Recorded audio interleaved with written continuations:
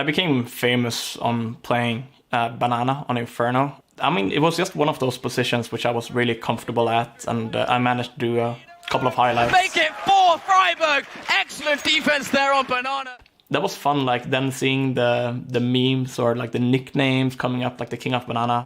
It was more fun for me. I didn't really think about it, but it also boosted my confidence a lot playing there. NIP created King of Banana ice cream. It was basically like a banana split. So like an ice cream with like banana and chocolate flavor, and they named it King of Banana after me. And I think that was pretty cool to have like something named after me. I think one like highlight or scene from me playing that defines me is probably my ace against Fnatic in the 2014 Cologne final. Back, Olaf will find the shot on Exist. Freiburg does return, picks off Konax. He's still here though, and he's going for more. 2 big frags. The third man is here. Brent Freiburg has to back off. But Freiburg somehow opens it up single-handedly. Rotation. Freiburg, all he has to do is stay alive, and it's going to be great. Oh, he picks up a quad kill. He could do even better than staying alive. Penalty, that could really rock. If Freiburg comes in, he sprays, Freiburg misses, and it's the It was a obviously pretty important round since we ended up winning the final and the major. I think winning that event meant a lot, and I think that I think that for everyone it was super nice to kind of get that major win with the core 5. Och då ser vi hur de står där vid den svenska nationalsången och sådär, och det var ett otroligt starkt minne. Då var man stolt och är stolt fortfarande. Also winning in front of our home crowd in Malmö 2016, that was one of my favorite moments in my career. Coming out of our booth and walking out on the stage and see like the thousands of Swedish fans who screamed out their joy was that was something I'll remember for the rest of my life. When I was replaced in NIP, for me it wasn't too bad. Like obviously it was sad because I wouldn't be playing with my friends anymore, but we had so poor results that year that we all felt like we needed to make a change. I think for me, Adam is a guy that is very hard to replace on a team. He brings a lot, and I think that once you lose a guy like that on a team, you lose a lot of your identity. I never really thought about quitting. Like I had it like, should I keep on playing? Like who could I play with and everything? Like, you know, you have a lot of thoughts when you get the decision, but I still felt like I wanted to keep on playing. Basically the idea just came back to my mind. Like in the beginning I wanted to create like a young Swedish team which I would be captain of, which, you know, I could basically teach how to play CS. Then eventually when I found out that Exist, Get Right is available, I'm available, Fifth Learn is available as a coach, and we started, you know, messaging Forrest saying, hey, what's up? Do you want to play? I always wanted to give this team another shot with the old lineup, and I'm so glad that we did it. Even though we've been playing with each other for many years before, it was like a new team. We have to really get used to each other in-game again. It was rough. Like we had to go from the bottom and work our way to the top, and in the beginning at least it went fairly well. Eventually, like, we had so bad results that you felt like there was something in the making. We tried everything. Like we tried changing positions, we tried changing basically everything we could have changed, but we still couldn't make it work. What I saw for the first 7 months, it was a lot of damage that we were doing to these guys, right? Instead of, you know, it was supposed to be a good time back, we're supposed to be winning some games, you know, the guys are back. It turned into instead, I think, a lot of pressure to kind of get the results. And when the results didn't come, I think there was a lot of just anger that was getting built up. I want to still prove that I can still play at the top level, and with the 2 new players in our team, I'm fairly sure that we will be a completely new team. Like we tried bringing back the old players. It didn't work, but now it's going to be a new beginning for Dig CSGO. He's learned a lot for the past few years. I think that the development now, when he did end up leaving NIP, you know, he joined Optic, he joined Heroic. I think he got a lot of experience, and I think he got a different mindset into, oh, how does the actual game progress? How does it work? And I think he spent a lot of time in actually working on that, in becoming a strategical mind. I have a way which I see the game, which I love, obviously, and I feel like I can read the game fairly well. And I think the more I played with our team now during 2020, I felt like I want to get my input out a bit more and more and more. And eventually it came to the point where Robin asked me if I wanted to try in-game leading, and I said yes. from 5 years ago to now, I think the development of Freiburg has been absolutely tremendous. I'd say that there has been a remarkable kind of turnaround for Adam in the sense of where he has chosen to kind of put his efforts at. I want to be a good in-game lead. I want to feel like I want to let my team play the way I want them to play, and the way that they want to play the game as well. Because when people are playing in comfortable positions, which, when teams are feeling confident, everyone is doing their like A position, the A game, that's when they're at their best. And I just want to make sure that my team is like feeling super comfortable, because I think then that's when we're going to get results.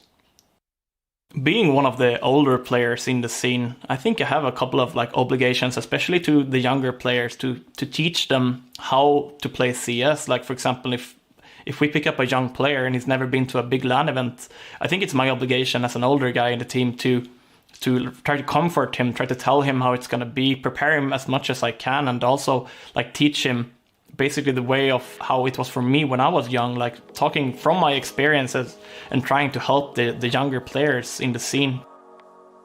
I kind of see myself in Adam in some sense as his mentor, back in 2010 when he moved to Ireland, both in-game and outside of the game.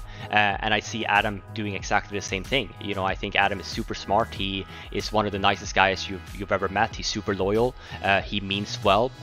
He doesn't tilt easily. He's good at explaining, his thought process and what he wants. And I think that once, the more he picks up this in-game leader role and the more experience he gets in that way, I think that I can definitely see Adam playing this game for a very long time still, and still keep on developing new Swedish talent.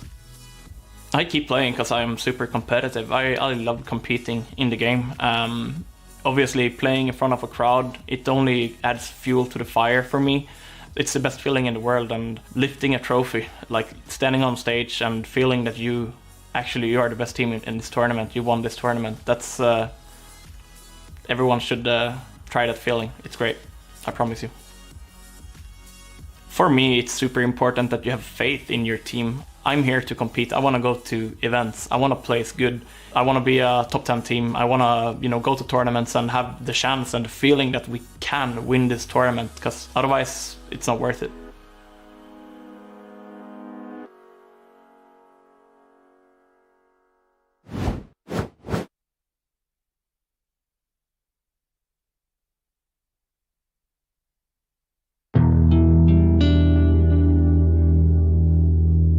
He said to himself, I'm going all in. I'm just putting school aside, every plans that I have, and that's the person he is.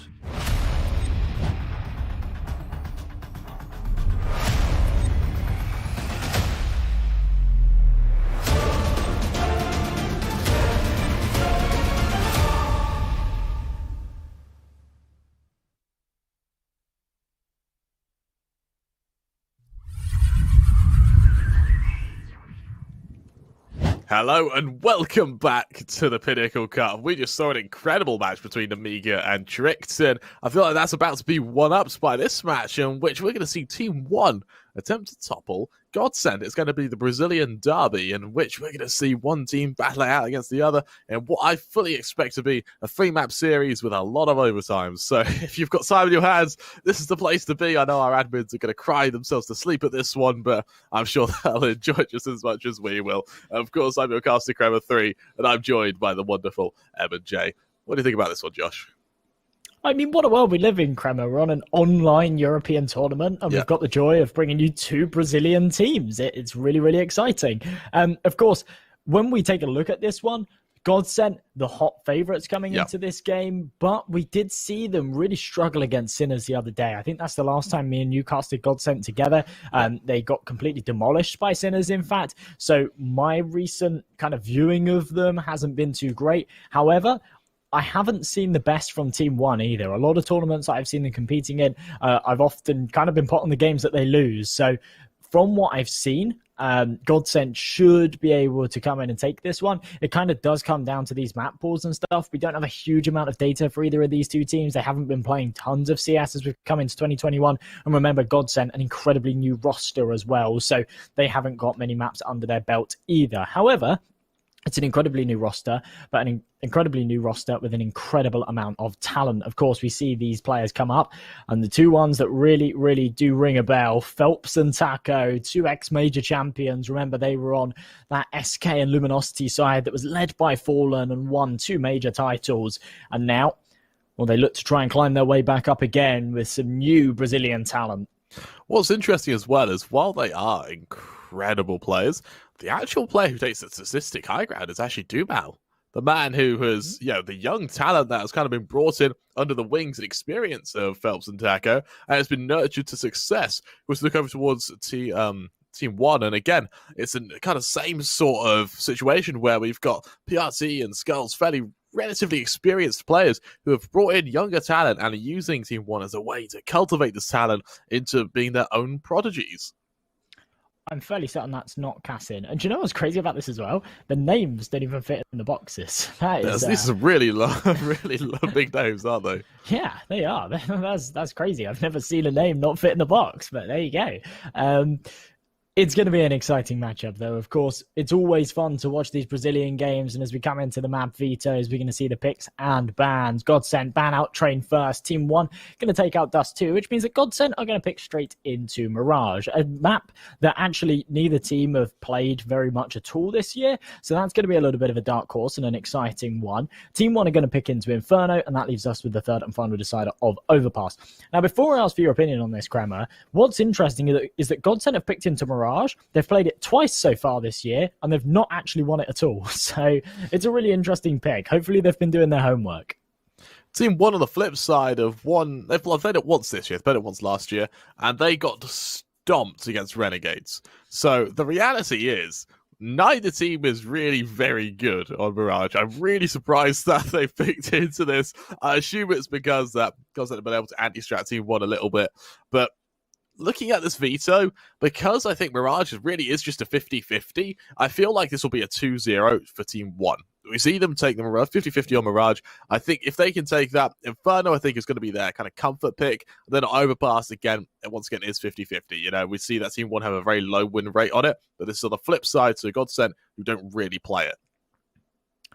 Well, with GODSENT being such a new roster and TeamOne having a lot of invites to some big, or not even invites, qualifying for some big tournaments recently, I think it's kind of the way that the qualification process works. They are one of the better teams in that South American region. In fact, they're one of the best teams in that South American region. And it does mean that they can qualify for these big events. We see those 2 games that they've played on Mirage, one of which was against Chaos, which they won. And the second one where they got stomped was against Renegades, who are like 2 tier 1 teams, top of the world kind of thing. 2 games that you'd expect to be incredibly hard. Whereas GODSENT, their 2 losses have been both in the Snow Sweet Snow, and it was against Anonymous and Copenhagen Flames, who are kind of that lower tier, and you kind of break it into tier 1, tier 2, tier 3. The matches that TeamOne have played on that map have been harder, and they've had better results. So it is interesting to see us go on to Mirage first. As we go into Inferno, it's a little more of a comfort pick for both sides. Both teams are fairly confident on it, but TeamOne do have that higher win rate. And then that third and final of Overpass, a map that we don't really see too much of, but TeamOne haven't had the best results there either. So you are right. If they do want to get this done, they have to get it done in 2. And do you know what? I actually semi-agree with your prediction. I mean, when we saw GODSENT the other day against Sinners, they really were looking a little bit rusty. And sometimes a team like this, when they come together, they need a little bit of time to get well-oiled and to see that kind of level of communication and coordination coming into fruition. And we didn't see that from GODSENT. Now it's like a week and a half down the line. Maybe they've had some time to get that sorted. But if they haven't, then there's definitely a potential for TeamOne to cause an upset here. Yeah, absolutely right. I'd say I'm looking at the statistics for Overpass as well. And we look over to GODSENT. They've actually played it twice, won it twice. Again, in Snow Sweet Snow 1 and 2, respectively. First against the Zakat Balls, secondly against Anonymo. Again, they won it both times relatively convincingly, 16-5, 16-10. So I think that GODSENT, if it goes to a third map, they definitely have an advantage. TeamOne on the flip side, they've lost to Renegades, Chaos, Namiga. The one victory they did have was against Movistar Riders. This is after the addition of Spuya, which has made Movistar Riders a damn good team. So I think the TeamOne, while if you put context caliber into it, I feel like yes, TeamOne are going to be all right on Overpass, but GODSENT definitely seem to have the better results in most recent times. So I think if it goes to a third map, GODSENT take it, but the likelihood is I see TeamOne taking this in 2. Interesting prediction, of course, but seems like we should be getting into the game fairly soon. See the players connecting into the server. Of course, we do see Mirage first, and you know what?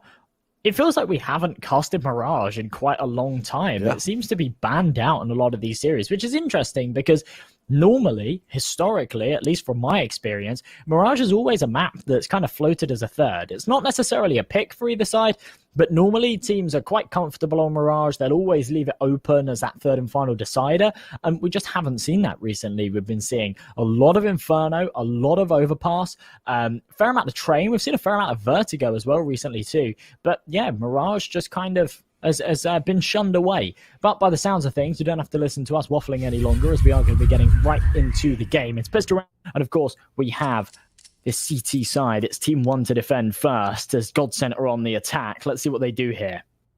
Looking over towards this buy round as well, it's going to be fairly armor heavy on both sides. Over towards TeamOne, we do see a KO2 flashes over on Maluk. Over towards GODSENT, it's going to be a smoke and flash over towards Taco. Makes me think that GODSENT, for the most part, are going to be trying to go a bit aim heavy to wherever they choose to attack. Judging by the position of this bomb, it will be a smoke over towards jungle, then a full attack over towards the site with a flank from mid. Again, a very common play. Now, TeamOne, they seem to have anti-stratted it a little bit. 3-man commitment towards Connector means they can duel the GODSENT however they dare, please, for the time being. As that smoke does go down, we now see the push come through as GODSENT try to get on towards this site. But TeamOne, they haven't flinched, and it shows that they really have anti-stratted GODSENT really damn hard here. Oh, Dumal finds that opening pick. He was the man you said to look out for. Barton trades it back, and there we go. Lato getting the last sale in the matter there into Connector. And now the man advantage for GODSENT as they start to crush in on this A site. It's only Maluk over towards CT. He has poked his head out at the right time, does spot out the man onto wood, but can't connect the headshot. And now his position known, and surely he falls in this scenario. The C4 is going to be planted on the other side of the boxes. Maluk has no opportunity to deny it, and it is going to be a single prong retake. Both players coming in from CT. They need to win the aim draws. Spots out the first jumping into Tetris. Skulls is able to connect onto Lato, and this is now very doable as Maluk finds another headshot, and it all falls onto Phelps here. Phelps in a 1v2 as well from Connector, ready to swing wide. Skull's the first man to worry about, but oh, that's a nice shot to Maluk now. Skull's able to retrieve that kit, able to continue fighting as Phelps. He swings with his back, swinging first as a shoulder peek, so his head doesn't even really peek there. Skull's in a close angle. We'll try to catch him out. Phelps finishes the job there. A beautiful round by him there. And GODSENT, they get the ball rolling on their map pick of Mirage, showing us why it's their map pick and showing TeamOne why they should be feared. It was a very, very nice pistol round there and a huge clutch from Phelps at the end. The retake was really looking like it was, going to do the job, to be honest, for TeamOne. Didn't quite go their favour, though. And as soon as that C4 was planted, and it was planted for Connector as well, with no utility there from TeamOne, the odds were definitely stacked against them. We see GODSENT go into quite a substantial buy going into the second round, not taking any chances. They know they'll be against a fourth, and they know that they only just managed to take the last ones. We see 4 rifles, a single MAC-10 in Taco's hands, and he's able to find 2 with it. Great start here from GODSENT. Beautiful opening, and for Maluk, he tries to trade, misses his shot as he backs it away. And for TeamOne, it looks like this force buy may be very short-lived as we see GODSENT again ready to go for these initial picks, ready to do this initial duel. And while PRT towards CT, good for 1. Lasso instantly there to trade, leave you into a 4-on-2. Maluk ready for Taco to push into him, and yes, that'll be damage, and yes, while Skulls makes a bit of noise, he's going to try and trade. Can't quite do so. Maluk now with 23 HP, alone with a scout, without armor and without hope. GODSENT wants to make it 2.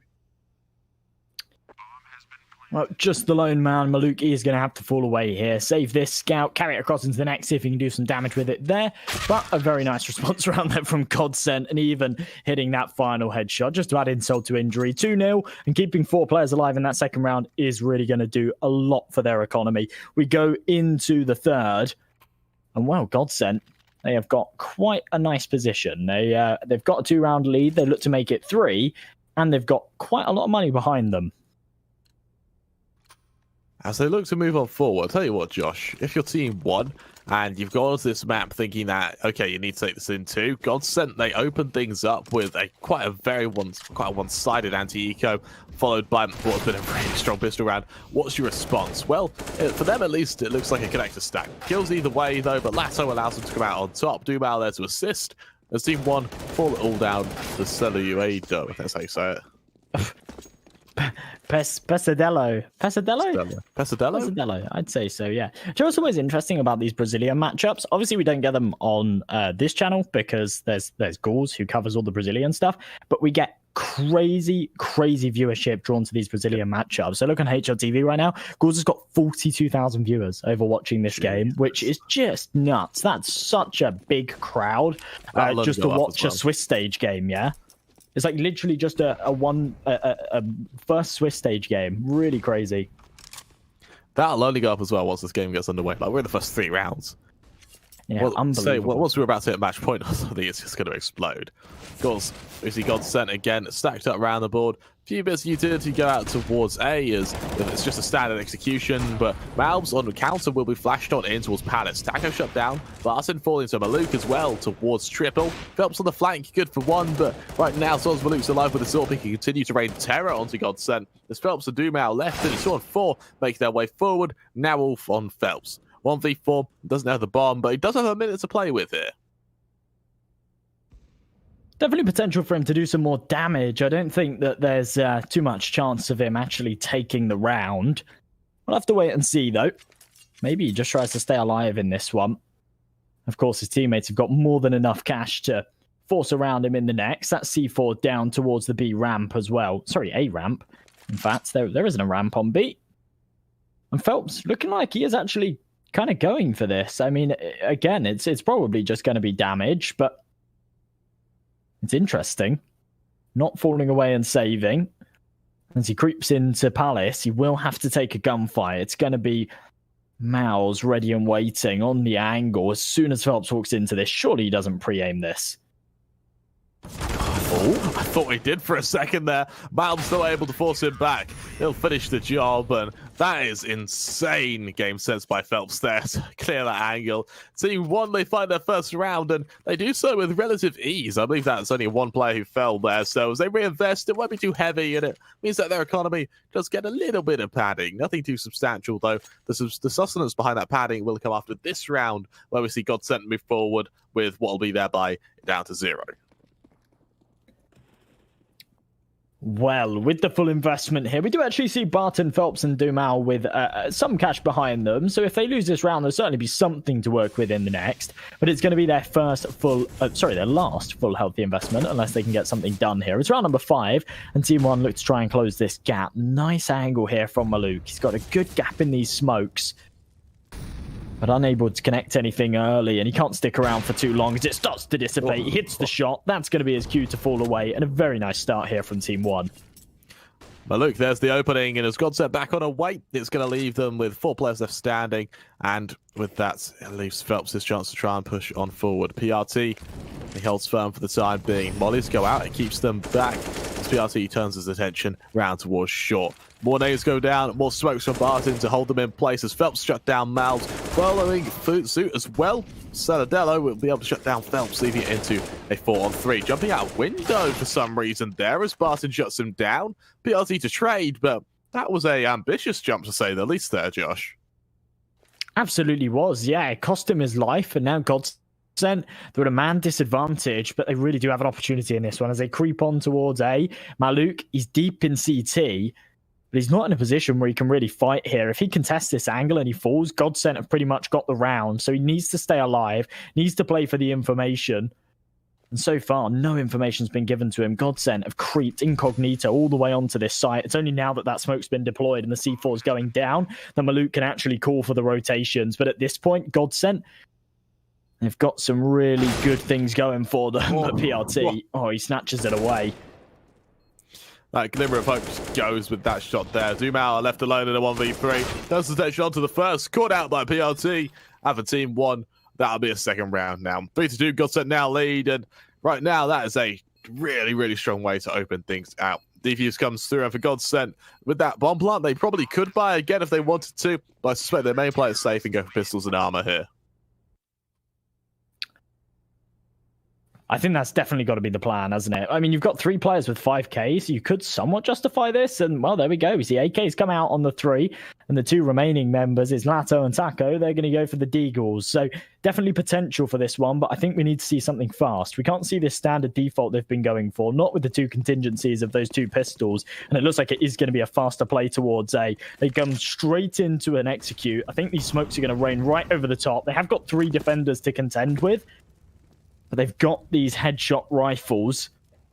Can they take the kills? Mao's up close and personal. Does get spotted, and he does get eliminated. What a start here from GODSENT. Beautiful shot from Barton to get things underway. Elsewhere, Cenadello is able to find Phelps, putting it down to a 4-on-4. And now as GODSENT find themselves pushing out towards this site, Maluk, he gets a bit too ambitious towards triple and is punished for it, as it gives Team One a chance to kind of swing open the cascading attack onto this site. Dumao able to find one. Cesadello there to trade yet again, leaving it into a 3-on-2. Again, a few shots ring out either way. Damage done by Skulls. He's able to survive for the time being, as Cesadello finds yet another, allowing him to be on for 4 now, as Barton's left in a 1v2. Oh, how can he get this done? There's no bomb down, and he doesn't. That's the answer. Pesadello takes him out, and Team One, they do level out this scoreline. It was looking dangerous there after they took the early man casualty, and it looked like they were going to lose the A bomb site, but they recovered it very, very nicely indeed. Hit all their shots, and they will force GODSENT now down onto what will be an eco. We see a couple of pistols come out, a little bit of Kevlar here and there. They're buying down to that sort of $1,500 mark. They actually can justify doing it as well with that 3, soon to be 4-round loss bonus. But this does give Team One the opportunity to take the lead here. And considering this is their opponent's map pick, this is a nice position to be in. Well, let's go down as it keeps Team One back. We see Taco make his way forward. Skulls trying to fight it for the time being, and well, that's a beautiful flash to allow Skulls to be taken down there. Taco leading that charge. PRT, though, his trade stagnates to push a little bit, allowing us to rotate to come on through, but there's already the flank of Phelps, so right now it's going to be so detrimental. Mabs, he's ready for it, but obviously not ready for Phelps. He's taken down, Barton good for another, and now Team One is slowly being dismantled by these pistols here, as we see Barton try to catch out these members. Does just that. All on Maluk now, alone in a 1v4, and somehow GODSENT have just dismantled Team One completely. I have no idea how they've bounced back in that round, but we do often see it, especially at this kind of level. These pistol rounds just bearing so much more fruit than you expect, and there we go. Phelps even lingering towards triple box on the A site, just ready to poke his head up and pounce. Takes that AWP away from Maluk. He's able to drop it over to Dumao, who, with that sniper, he's oh so deadly. And with the round advantage now, and actually a major firepower advantage, despite the fact that Team One have won 3 rounds in a row, they actually can't afford to go for another investment here. We will see them buy, but not a whole lot to work with. Major lack of utility, a single M4 accompanied by that sniper, and the rest just the Deagles. Maluk trying to get aggressive here towards middle, but he takes early nade damage and surely has to fall away off the back of this flashbang. Util keeps them at hand as Molly to force PRT back. Skulls as well damaged as he's held in place, putting it down to again an even man count, but Maluk got such a low amount of HP, he really can't challenge here. Dumao able to shut down Cesadello, who gets a bit too aggressive and whiffs his shots on the peak. Elsewhere, PRT onto Phelps, there's a trade, but if he's too aggressive, he's going to straight into an AWP for now. Malbs as well trying his hand aggression, spots out Lato, can't kill him, leaving it into a 2-on-4, but right now, Maluk with no money as well as no HP, he's just got to try and save. Well, that's the plan here for Team One. These last couple of rounds haven't gone too great for them at all. The 3 Deagles dropping. I think they're quite lucky that they're in a position where they can save these 2 rifles. But those Deagles just couldn't do anything against the AKs there on the A side of things. And GODSENT, despite the fact that they've found 3 kills and they've actually got an open A bomb site, they've not even planted the C4 yet. It's actually behind the boxes and top mid. And Team One, they're stacked up towards B. I think they're expecting for GODSENT to just get out onto A, plant the bomb, and for these 2 guys to just save. But GODSENT are taking their sweet time with it. to be honest, you're right. GODSENT, they're being really methodical with this. And what it means now is Taco, he can flank these B members. And as Maluk falls, as heartbreaking as it is, I mean, Team1 won't have a naught moving forward. And Skulls, he's going to be hard-pressed to save this M4, who, yes, he finds the odd kill on Taco. It means he can try and retrieve that AWP in time. But now GODSENT, look at them push on ahead. They're going to try and hunt him down right now. And Skulls, he's desperately going to try and cling to this big green stick. But the question is, can he hold it on for long enough? I think he spotted out the first member of Bart in there. Turns his attention around to the players coming up from either kitchen or shorts. Luckily for the time being, though, he can hold. Flashed out position. That's an amazing flash by Bart in there. Knowing full well Skulls has got to peek into it. Doom misses the shot. And now he'll finish the job. GODSENT make it 5 while stripping the AWP from Team1, leaving them in an awful position now. That's a fantastic flash from Barton. Considering, like, that's not a position that you often fight. To just know a pop flash on the fly like that, so fantastic. I was wondering why he fell away, but it was to set that one up. And they don't allow him to get any further kills. No AWP carried across. And as you say, what that means is that Team1 have no AWP moving forward. Not only do they not have that sniper to accompany this eco round, but going into the next, they won't have enough money for it either. So we will just see the pistols come out. Here, in fact, no upgraded pistols. It's just the USPs, only a single flash on Pesadillo. And in the next round, we're only going to see the rifles.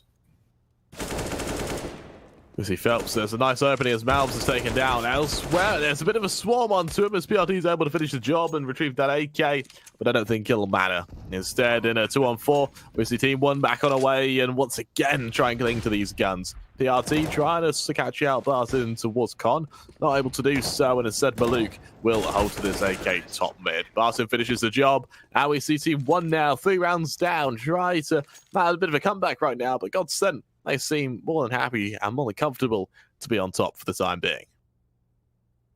Well, 6-3, GODSENT have once again really started to establish this lead, and with a substantial amount of cash behind them too, especially considering they're on this T side, they're in a very good position indeed. They face up against those aforementioned M4s going into the 10th, and if they can win it, then we'll actually see a couple of these players encroach that $10,000 mark.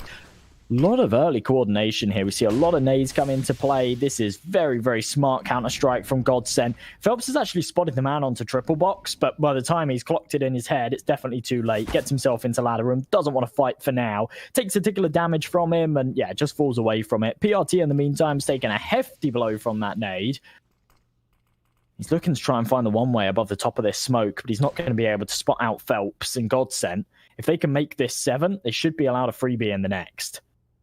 I don't think he understands how close he was to death there, but he's able to keep himself back for the time being. This does leave him a bit of an advantage as GODSENT turn their attention towards short. PRT, the man's trying to defend. Swing goes wide. The flash is perfect by Phelps there. There's an early kill. Maluk there to trade. Now Skulls set the sight on B. Has to try and keep himself even, though. He's spotted out Taco. He knows he's coming. Damage done through the smoke means that Barton, the man, will be to want to try and trade him. Can he do so? Not quite for the time being, but in survival, it is questionable for the time being. Malb's cutting out the flank, and now Taco can find Maluk, leaving it into a 3-on-2. Again, Taco by Van, trying to catch out the odd member, but it'll be a hard ask, so there's a flank coming in from Pesadillo, but is it quick enough? Taco good for 1 now.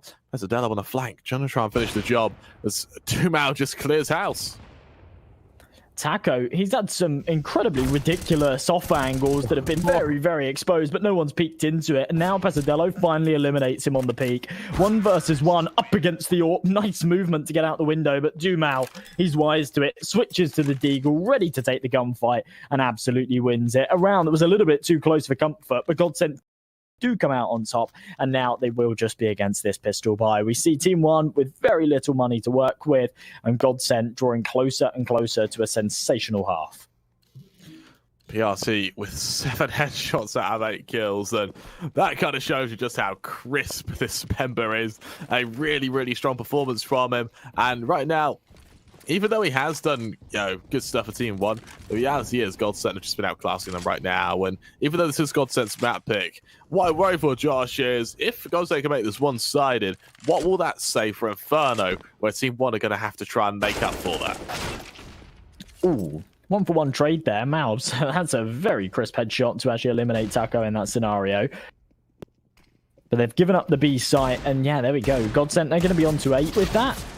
And, oh, Lato, how do you do that, man? Right through the smoke, eliminate Skulls. He's still tapping away for more as well, hoping he can get lucky again. But GODSENT, this is going to be their 8th, and now anything on top of this is a huge bonus. I see them try and hold, and again, for Pesadillo, swings wide, caught out by Dumao, and once again, it's going to be GODSENT with 8 now, securing a victory in the first half. And what it means for Team One is they're going to spend these latter few rounds just trying to play catch up and trying to hold firm. It'll be a tough ask, and unfortunately for them, GODSENT leading 8-3 are going to look to make this half as one-sided as possible. Like this boost here from PRT, this is something that's never really checked, but doesn't look like anyone's actually going to walk into it as they all exit outside short on apartments. GODSENT don't want to fall to either of these two saved rifles, and they're kind of more than happy to allow Team One to carry them across. They know they're going to be up against a buy in the next anyway, and the difference between an AK and an M4 isn't too substantial. So GODSENT, they're going to make it 8-3, and we do see a Team One timeout. It does give us a quick opportunity to talk about our partners over at Pinnacle. They're the ones that make all of this possible, and if you do want to place a bet on this game or any other in the Pinnacle Cup, make sure you head over there to do so. Please be over 18, folks, and please, please, please gamble responsibly.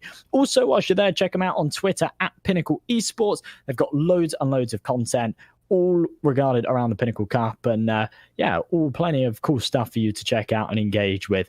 Looks like we're going to be getting right back into this one, though, and I'm not sure off the back of that timeout what Team One are going to change here, because they need to change something. They need to change something, Kremer, because so far they are being absolutely crushed. You're absolutely right, and even though they are being completely crushed, they have been doing damage, and what that does give me hope for Team One. You know, these rounds by GODSENT, even though they've been winning them, even though they are 8-3 up, they haven't been one-sided rounds. You know, we see time and time again it's gone down to a 1v1, and it's just GODSENT who come out on top. Once again, we see GODSENT look to tailor their attack down towards A, and it's a really good read considering Team One are focusing their attention down towards mid.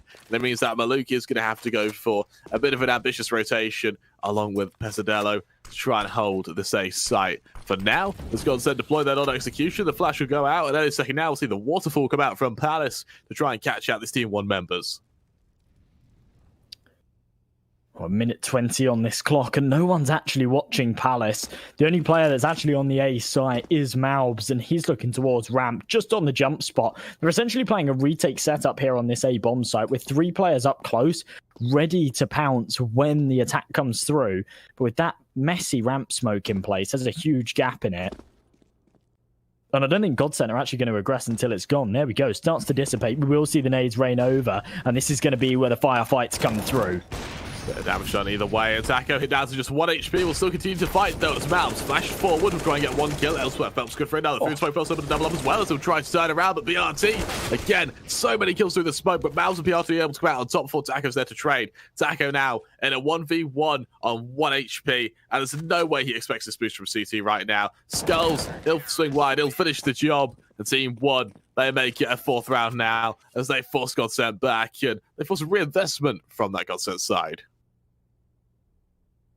Well, it starts to chip away at that GODSENT economy a little bit, doesn't it? They've had a real good opportunity to build it up quite substantially, and now they're going to have to eat into it. They've saved it for a rainy day. This is said rainy day, and I think they've actually got enough to go for another full buy moving forward as well. Even if they do lose this one, round number 14 will be filled with rifles, but Team One, off of the back of the confidence from that last, I think they'll be feeling pretty comfortable right now. I'm pretty confident in their abilities to take at least 6 into this one.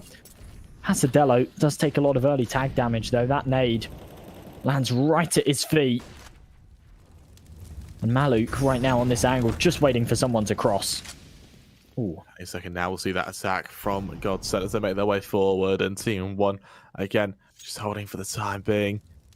Just waiting for the attack to come. And Team One, honestly, recently, their advantage has come through aggression. And GODSENT, they're ready for that. None to come. Any second now, I think we'll see GODSENT look to slowly make their way down towards mid. There you have it. There's the pick. Dumao onto PRT, holding him back. And with that, we see GODSENT now going to make their way from top mid down to connector. What you see a lot of teams, the issue they have is where they stagnate towards top mid. They play so much to their detriment as they try to wait until there's like 30 seconds left before they attack. Now with 40, they turn their attention towards shorts, in which Maluk's going to spot it out. He'll deploy a smoke. He'll keep them back for the time being. And Sloan's got center traps on the other side of this. Their attack's going to really run down the clock here. We see this boost come through. 30 seconds left to work with, though, and TeamOne, they've got a nice stack on this B side of things. 3 players ready and waiting to defend as Lato pushes in. That's a very fast response, but Maluk and Mouths come out on top. 2 versus 2 scenario. They've still got hold of this B bomb site, this C4. It's got no opportunity to go down. Mouths just needs to stay alive here. He's jiggling his gun in and out, but Maluk's able to hit the shot on the cross. Phelps all on his lonesome, 1 on 2, and Maluk finds himself a 3rd. An absolutely sensational round there from TeamOne, just to run down that clock and use their utility perfectly. A really, really great round by TeamOne there. And I tell you what, if they can find the consistency with that, they're going to be able to look to make it 7. They're going to be able to keep it neck and neck with GODSENT, moving into what will be the kind of dying remnants of this half. And whether or not it's going to die with what will be a kind of fizzle or a bang, it's going to depend entirely on this force buy of GODSENT, who are going to try to keep things even and try to hold TeamOne at what would almost be knife's edge now, as Tessadelo, he'll go aggressive towards mid, but elsewhere GODSENT, they've realized that mid is the place they want to control. It's B. They turn their attention forward, they get ready for an execution, and it'll be down to Barton now to sell that fake. If TeamOne win this next round, there'll be no money left for GODSENT, so they'll be on another shaky buy going into the next, and TeamOne will have a real good opportunity to make this 8-7, which would be an incredible recovery. We do see Phelps getting aggressive in underpass. He shouldn't be able to catch out anything just yet, though, and TeamOne, once again, have got quite the stack on this B side of things. They are reading GODSENT like a book. And to play this passive, to play this retake A setup, it's seriously ballsy, but it's working out nicely for them. That's Adela, ready for the players to push into him. Can't quite do so, as we see GODSENT again spread out towards the back side. We see TeamOne again holding firm. Haven't caught out anyone for the time being, though. As usual goes down, set piece goes out, and TeamOne with 3 players on the defense right now, meaning that GODSENT have definitely got a hard ask ahead. Saka with this bomb is desperately going to have to try and get down towards A, where we see Pesadillo able to find Lasso. Elsewhere, Barton trying to hold firm towards window. It's Phelps to trade onto PRT, and suddenly GODSENT, they spring their trap towards A, but that bomb is still very heavily committed to B. Well, with Phelps finding that kill onto Pasadello, that's now the A site crumbling. And to be honest, it's sold a very convincing fake indeed. As GODSENT walk right into B, it's Taco to find the 1 dig onto Maluk. Phelps finds another, and Skulls left on his lonesome in a 1-on-4. This was TeamOne's opportunity to take an 8-7 half, and in losing it, they're even staring down the barrel of a 10-5. Beautiful headshot there from Barton to finish things off. GODSENT now not only win the round, they've retrieved a sniper, they've got more than enough money to go for a full investment here in the 15th, and TeamOne do not. We're going to see a scout, a Desert Eagle here on PRT. The SMGs, the FAMAS, it's not a good buy at all. GODSENT, they have pulled off an absolutely fantastic round, and it's propelled them further. You're absolutely right, and for GODSENT, this is a really strong position to be in. Yeah, we look over to TeamOne, who don't have much money at all. There's MP9s come out, there's Deagles here and there. It's a scout am on Maluk. It looks like a 2nd round buy, and well, Lasso, he treats it as such. He lasers Maluk towards mid. Malbs can trade towards Palace, but it's map control exchange to what will be complete map control. We see GODSENT already with short control now. As Phelps finds Skulls, that should cement what will end up being a retake towards B, and as PRT can give us some true heroics towards Apps here. Oh, whiffs the first shot, but connects on to do mal eventually. Plato's there to trade it, though, and Phelps, he's incredibly low on health. That was a lightning-fast thing from Skulls earlier, so it does leave him vulnerable, but Barton on the cross, able to eliminate the threat. Malbs now spots out the barrel, able to hit the headshot, and Lato's actually going to cancel out that plant. He doesn't want to commit to it any further. He's very, very wary here as Malbs seems to think there's someone behind him, but for now, his position, it can't be spotted. Phelps wants to wrap around the back lines with only 3 points of health, fancies his chances on a flank, but this is so doable here for Malbs. He's completely outplayed his opponents, and they have absolutely no idea where he's gone. He hasn't been spotted in ages, but as he starts to fall away, he's made a huge mistake. He spent so long watching behind that he started to worry that Lato's actually wrapped all the way back, and he just hasn't. Instead, he's just buying the time, waiting for the aggression, and this has gone horribly wrong. Off the back of hearing the util, Malbs will start to re-aggress, but he's lost the control that he'd established. Oh no. He doesn't have a clue. GODSENT playing Malbs like a fiddle right now was there goes the smoke. That's going to reaffirm to Malbs that they're both on the B site, and Malbs still hasn't left jungle. Like, he is really sure there's a flanker, but there just isn't one. And right now, as he makes his way back around, GODSENT, they've burnt so much time right now. Malbs' nerves have got to be fried. He makes his way out this window. He'll be able to catch out Lasso. Now does he find the flanker? The one time there actually is one, he doesn't check for it. Oh no. Yeah, there we go. Phelps, even on 3 points of health, he's outmaneuvered Malbs there, and it gets GODSENT onto 10. A really fantastic half here for Mirage, especially considering those minor hiccups at the end. It could have gone very, very differently. But TeamOne, they just choked at those pivotal moments, and we will see GODSENT get to double digits. We see a quick little stat there as well. GODSENT have converted a first kill into a round 9 out of 12 times, so 75% conversion, which is definitely above average. When you look, it's normally 65 to 75%. So to have a solid 75, you're definitely on the higher end of that stat line. What's interesting as well is that they're getting the first bit consistently every round is the T side, which means that they're running into TeamOne's crosshair and still coming out on top. So for TeamOne now, as they move to their pistol round, they have definitely got some very big boots to fill. Absolutely, you're right to pick up on that. I mean, when you're on the T side, you find that opening man, but often it's traded. And TeamOne, they were just really struggling that on their defense. Now they're on the attack and they push right into this B side of things. They do a lot of early damage. In fact, it's not damage, it's just pressure where they force back GODSENT. As they finally take the firefights, we do see them trade evenly, but with Phelps finding one more towards short, the USPs, they're just firing through for more. These Glocks getting very, very scary as they continue to spam away, and that's the issue with them. Once they get up close, that spam ability, it's deadly, and the USPs, they just can't seem to contend. Latto, good for one, but PRT's there to trade it. That was incredibly snappy, but not quite enough. That was a messy pistol round. That was a seriously messy pistol round.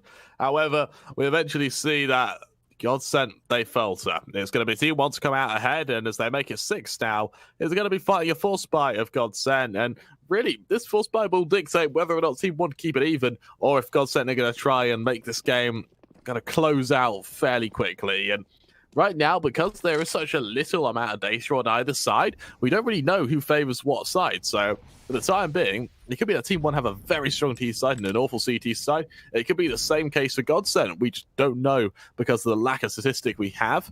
And so for now, it really is going to be anyone's game as GODSENT, again, fanned out, ready to try and take on TeamOne. And at that, it'll be a tough ask. Absolutely will be. And if TeamOne can come out on top here, this would only be their second series win of the year.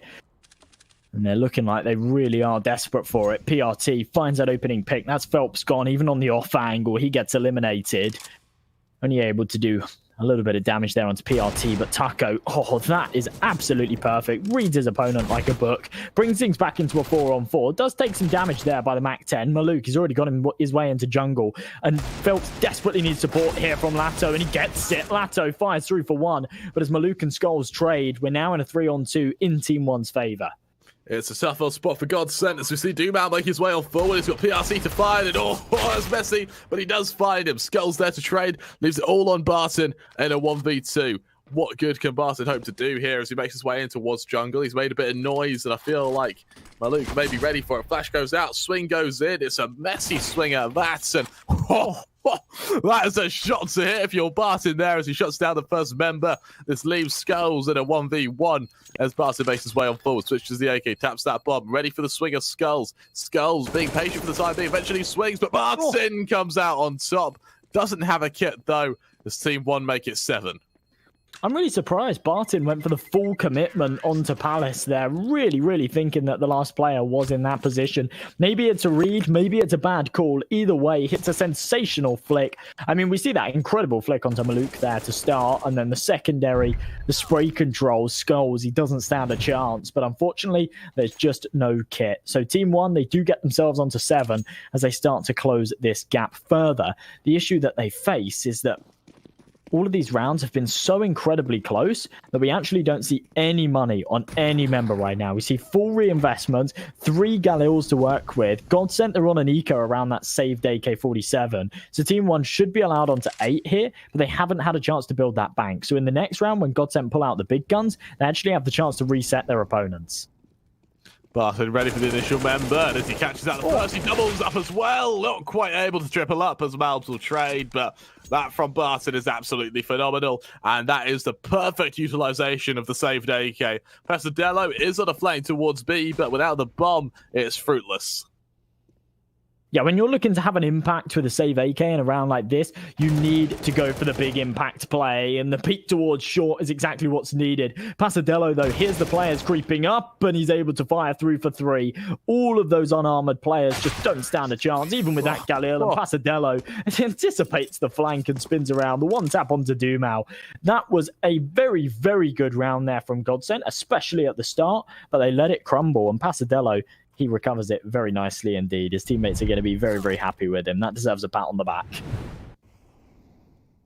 Really, really strong round there by both sides. That initial opening by Barton was perfect. That recovery from Pesadello, even better. Again, lovely 4K for him, and it means he's going to have a great economy now.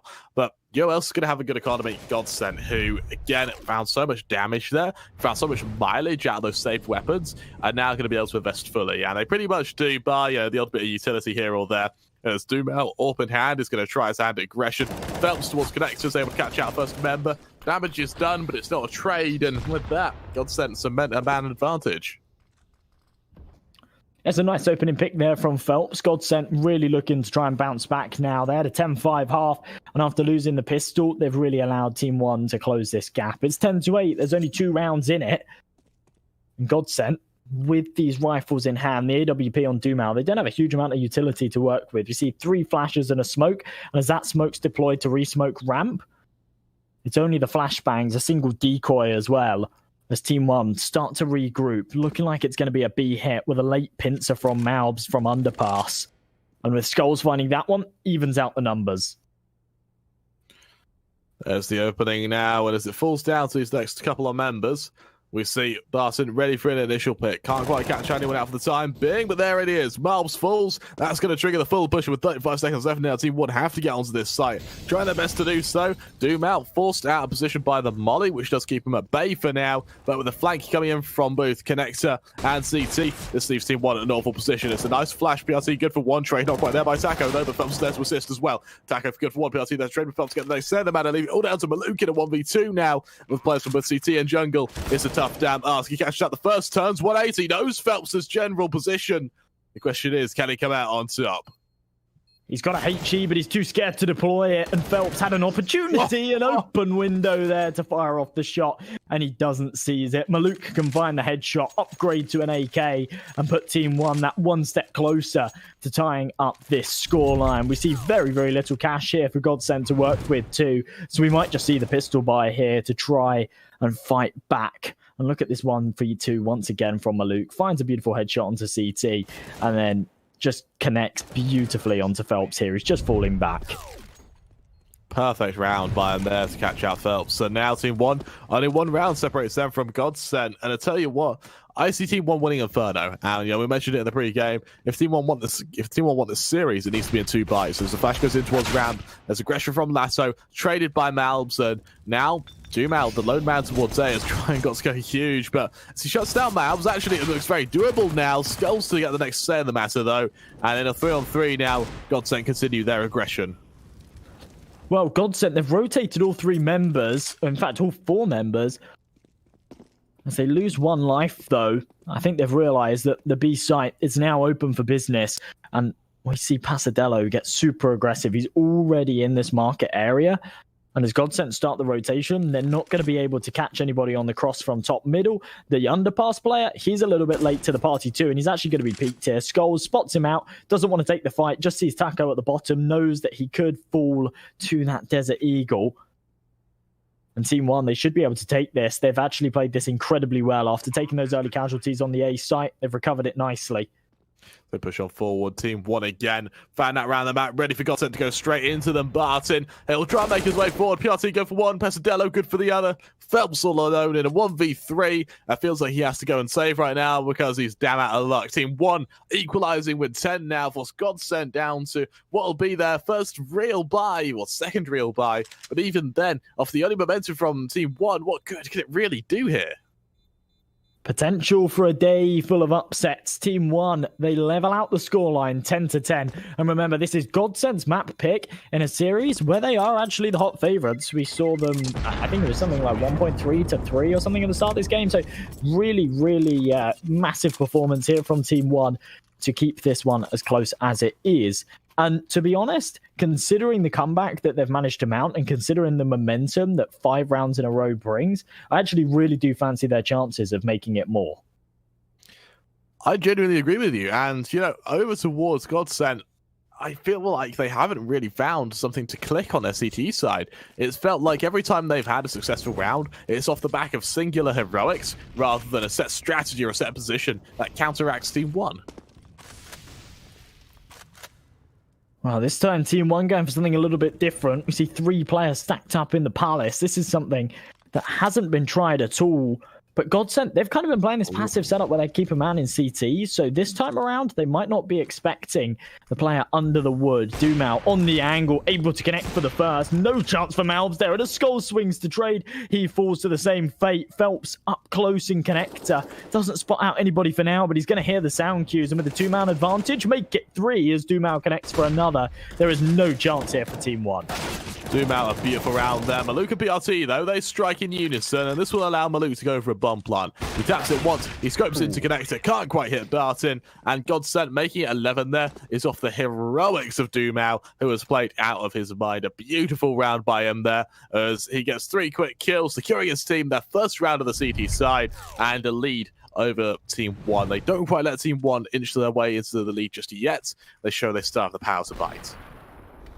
Yeah, a couple of beautiful opening shots there from Dumao, and that's just the issue that you face. If you're TeamOne, you think that you're putting a spanner in the works by going for a dry peek into Palace, and well, little do you know, there's a sniper ready and waiting for you. Unfortunate there from Maluk as well. That final shot into connector missed by a millimeter, but it does force them just down to these pistols. Despite the fact they've won 5 in a row, they've been very close rounds, and now they've got to go for the pistols and the MAC-10s to get this done. A huge whiff there from Skulls, and it is going to be Taco to come out on top. Does fall to the secondary man, and now it's a 4-on-4, but the retake, they're already here.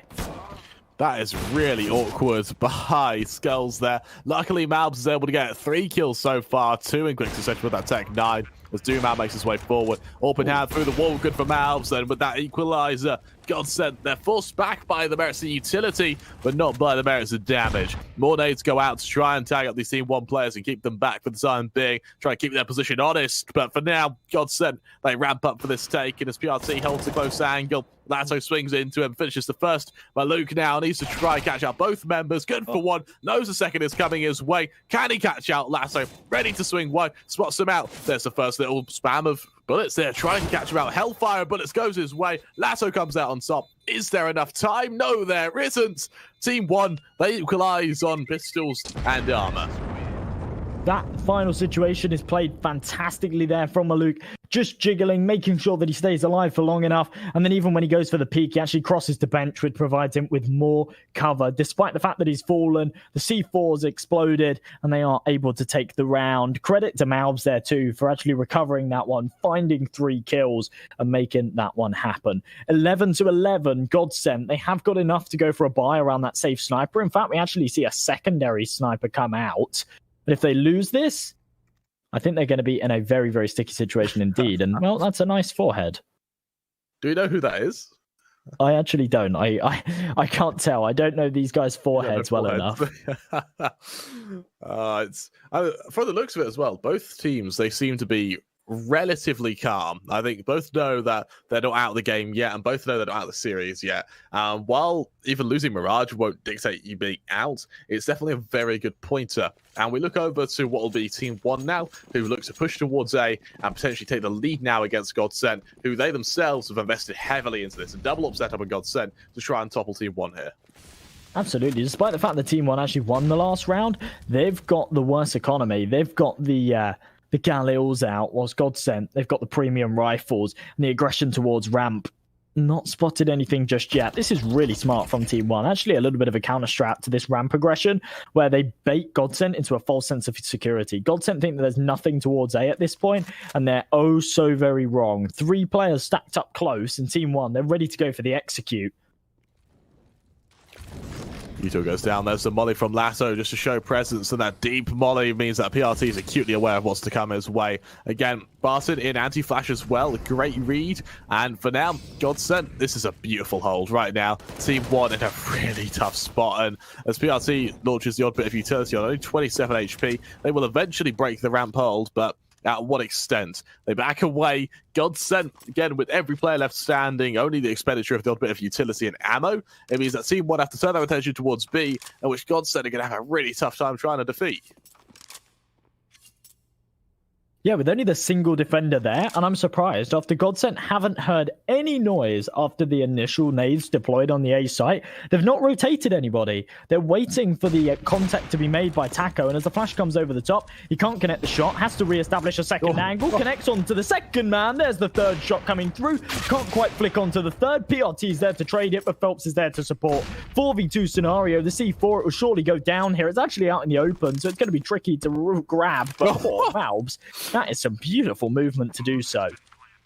I love that movement from Albs. Again, doesn't really affect the round, but that's an incredible movement from Albs. And he is, however, stuck on Hollow Pillar, which means that a lot of this round is success has to come off the back of Maluku. Spots out the first of Doomau. It's so messy, though, as he can't quite kill him. The flank of Barton comes into fruition. Phelps onto Malbs means that GODSENT continue their lead, and it's almost heartbreaking to see TeamOne come time and time again, just pitifully close to taking over the lead, but every time GODSENT just inch ahead and keep it on top.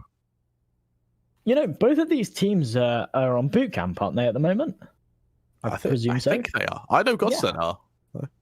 Because I think that even though it's like this minor thing that you wouldn't think comes into play, I think from like a mentality perspective, it really does, especially when it comes to like these tilting rounds where you need to kind of reset. When you've got all of your teammates sitting next to you and you really kind of have that like personal touch, you can call a timeout and you can say, come on guys, we can do this. And it really does just have so much more of an impact than talking down a microphone. Right now, it's going to be a faster play towards B as TeamOne look to bounce back, but Taco, a nice flick onto the first, gives them the man advantage.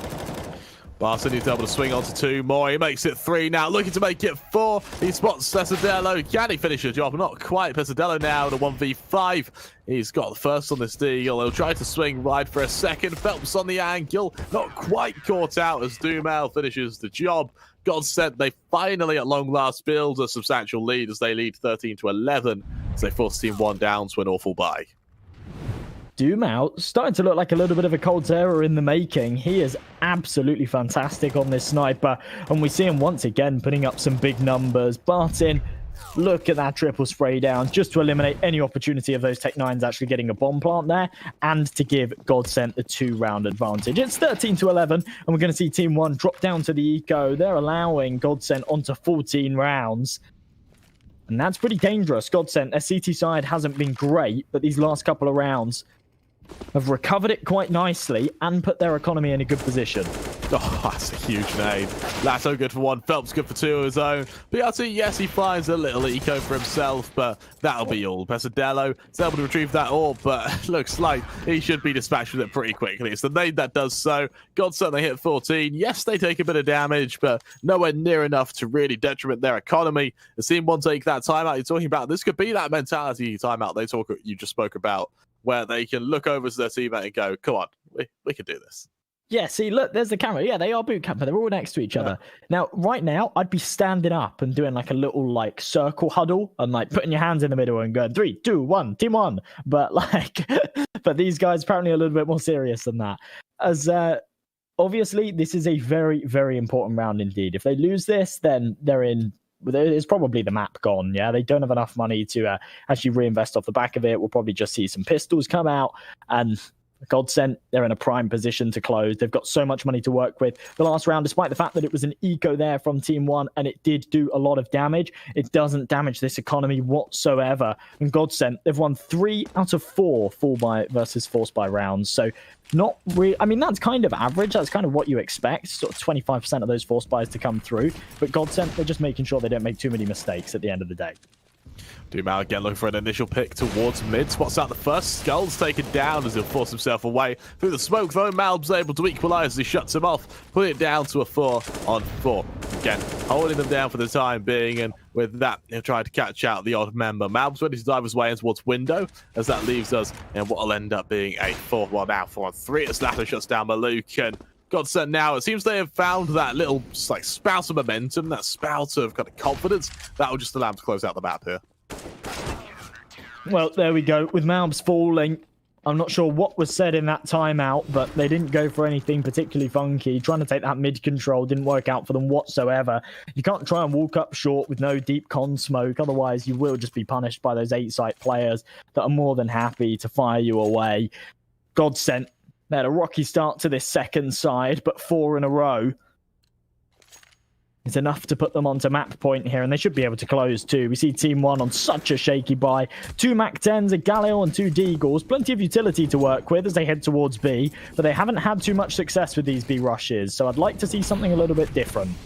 Considering it's known as well, but Phelps able to get that initial melee, that initial peek from lower, and no trade whatsoever. Taka on the close angle now is going to be able to duel with PRT. Flashes go out from Barton to make sure there's no short flank, and the reality is this momentum is going to be so detrimental to TeamOne, who really don't have any control anywhere, as GODSENT continue their perfect positioning now, keeping TeamOne on hand and keeping them back, as elsewhere GODSENT again, looking to hold PRT straight out of apps, though. He's able to take down Taco. That's a great read. Barton was fully blind at the time, wasn't able to catch him out. And what that means, though, is GODSENT still have an ironclad defense of 3 members looking to hold here.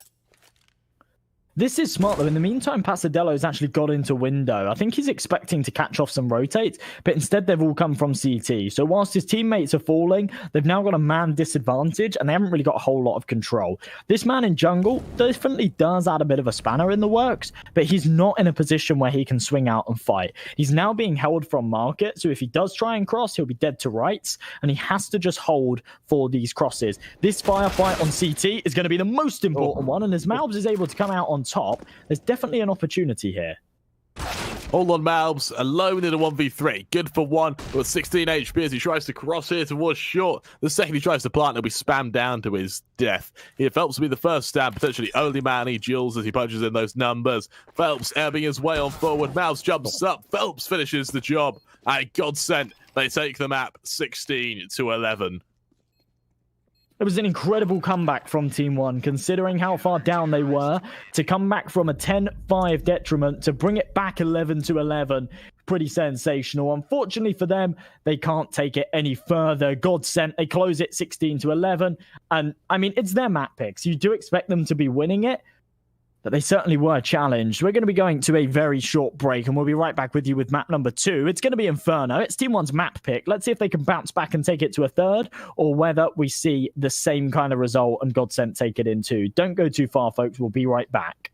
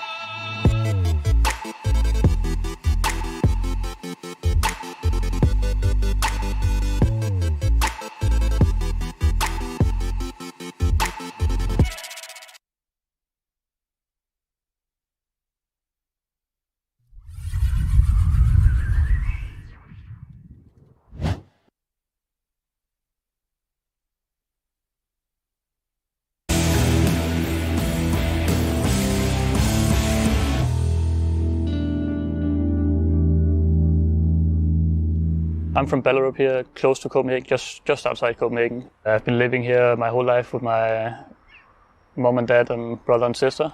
What was he like? He was always playing, mostly outside. He was just like a normal little guy, I think. I'm not sure he was that quite fond of school.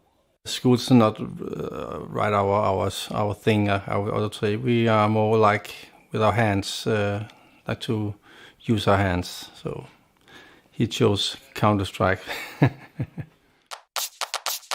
Counter-Strike was just like a casual game for me, like a hobby, and then I've always been pretty good like at playing computer, PC, whatever game it is. I've always found a way to be good in it. Like I did play 1.6, but I played like a cracked version of it, like 2005, 6, somewhere like that. And then I actually liked playing Counter-Strike, like the 1.6, and then I got Counter-Strike Source at a birthday from my grandparents. So that's pretty much where it started. I think that they have a better opportunity at early age with computers and all that. We are there when they are playing it at first, explaining to them that this is just a game, and let them play early age. I would say that is the recipe. Start early and have guidance. Early on, it was like 2 hours a day I could play, and then I started playing 3 hours because why not? And then it took on from there. Of course, every parent will be concerned, I think, if they start to sit a long time at the computer. I think that's normal to be concerned about. Like I did have a couple jobs like while playing Counter-Strike, like a labor job I had in like the winter season as well. So like I've always had a job. I've always been working, earning money and stuff. So it's not like I don't know how a normal life is because of Counter-Strike. I have been in his room. Joined a team, and then it took on from there. I got better, and another team wanted me, and then everything kind of like started from there.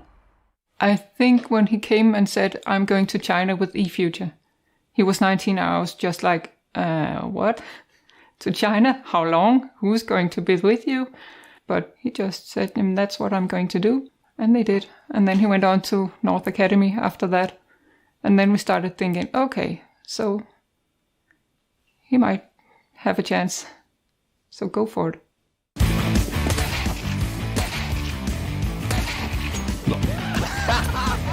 There's Acore though, finding Prodax, taking him down, gets the second one, and Schneider, he's also gonna go down. Ooh, undo. That was filthy. Seconds on the clock, and that could be a money grenade right there. Damage done, and a triple already for Acore. Oh, what a shot! So when he came up as a rising talent, a lot of people probably thought he's going to be a flash in the pan like that. But I would actually say he's one of the rare people who manages to combine the benefits of both ends of the spectrum, where he fires very, very quickly. He doesn't do a lot of conservative play, but his hit rate is very high. And that isn't typically whatever causes him problems, the firing speed. So as a result, he's basically been able to go from being like an up-and-coming player to pretty much just skipping to almost the top of his field already, even though his team actually isn't at that level proportionally. Confidence is a really big part of Counter-Strike. You play against a really good player, like a player that you've been looking up to for years, and you've been watching him play or another team play, and then you actually play against them one time and you do good or you do decent, you do better than your own expectation. That's gonna gain you a lot of confidence and belief that you can actually do it. He's not nervous. He's just in the game. We're just here. We cannot do anything. We just have to just watch. We sit here at this table, turn the TV, and while he's playing some tournament and all the families follow him here, we do everything we can to support him and do our best so that he can be at his best. We're proud of him, of course, but it's strange. It's just a strange thing watching him on TV. Mad Lions obviously coming into Flashpoint as the highest seeded team here in this tournament series, but they really struggled and ended up being taken out by Havu. I'm looking for Acore to go off. I'm expecting him to have tons of impact on this new game. We're just saying a lot because I don't think he's shown up yet in this series, so he has to have a big match. Same thing for Bubsky. Those two players, their star players, need to have impact on dude. Himself and gets shut down by that, but now Acore comes charging in with the AWP, but don't forget this is what he's very good at, and he'll pick up one kill, ready for the second one. He takes down PTL, jumping down. There could have easily been someone there. This is one of the reasons why he is such a mad player. He's actually hunting him post range. He got that and he'll follow it up. What a madman! 20 seconds, they flash him the single time. He really wants someone to go for the peak. There's one kill, he goes for it again. I don't think he knows. He didn't see it at all. Now he has to go for the straight plant here. 10 seconds left, and he's got to hold it down. Sorry moving up close, and he's a bullet away from death. They don't know that, though. Acor non-scope, that he's still going to win it. A nice double kill and a close round here. That will go in the favor of Mad Lions. Obviously, a huge upside was Acor dominating these two maps. Just for a moment, it's going to slow things down. They'll go straight through the smoke here. Acor's on the other end of it. They can trade him maybe with the AWP, but they can't punish him. Is this result so far for Mad Lions? Is this going according? Did we expect them to make the grand finals at the beginning of this tournament? We had a goal of making the playoffs, and that was about it. That was like with 0 days of practice before going to a really big tournament, but ended up winning it all somehow. So. This is a 12-1 run in the second half for Mad Lions to get here, including 8-0, 8-0 run. MIBR is stumped. They have no answers. He can't swing for it here. They do line up for it. Oh, and it's a $500,000 comeback for Mad Lions on Train. Outrageous. They deserve every bit of this victory. What a championship for Mad Lions in Season 1. It's really just no surprise, actually, that Acor was a mechanic or potentially was going to be one if this esports career didn't work out, because he, more than any player, just seems to fit and recognize his role in the machine that is Mad Lions. The way that he fits in and just doesn't play outside of himself. He was more of a, I don't want to say a shy player, but he just did his job, and he did it well. I feel like it's like a team game. You need to look at it like for a team's perspective, not just your own. You never watch him and you think, this guy messed up because he wanted to make a highlight reel. No, it's usually just him playing his role to the utmost ability and fitting into that space exactly what you want. So he's not always going to be a fan favorite because he doesn't get those top 10 plays. He doesn't always get the top 5 plays. He's that kind of guy that gets 1-2 kills here and there, just always kind of getting the ones that he's supposed to get, not really always exceeding expectations, but just meeting them, and sometimes he'll surprise you with a highlight round here or there. Acor playing a retake with an op at the A bomb site, but there's going to be so much utility and smoke. How does he expect to have any kind of an impact? Look at that smoke wall. He can see nothing. Has to be over aggressive, and he gets a kill out of it. One more for Acor, jumping on the box. I take it all back.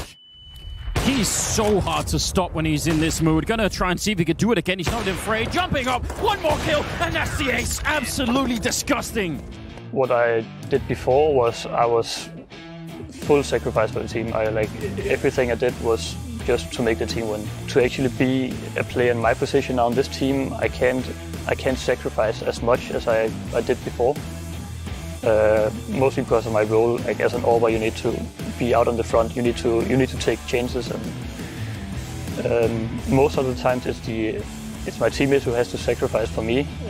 So it's a big turnaround for me, like being the guy who has teammates that actually sacrifices for me. Maybe he can view it as now this is his opportunity to be a little more selfish, to have the squad kind of revolve around him a little bit more. I mean, our goal is to definitely show the world that we can actually compete.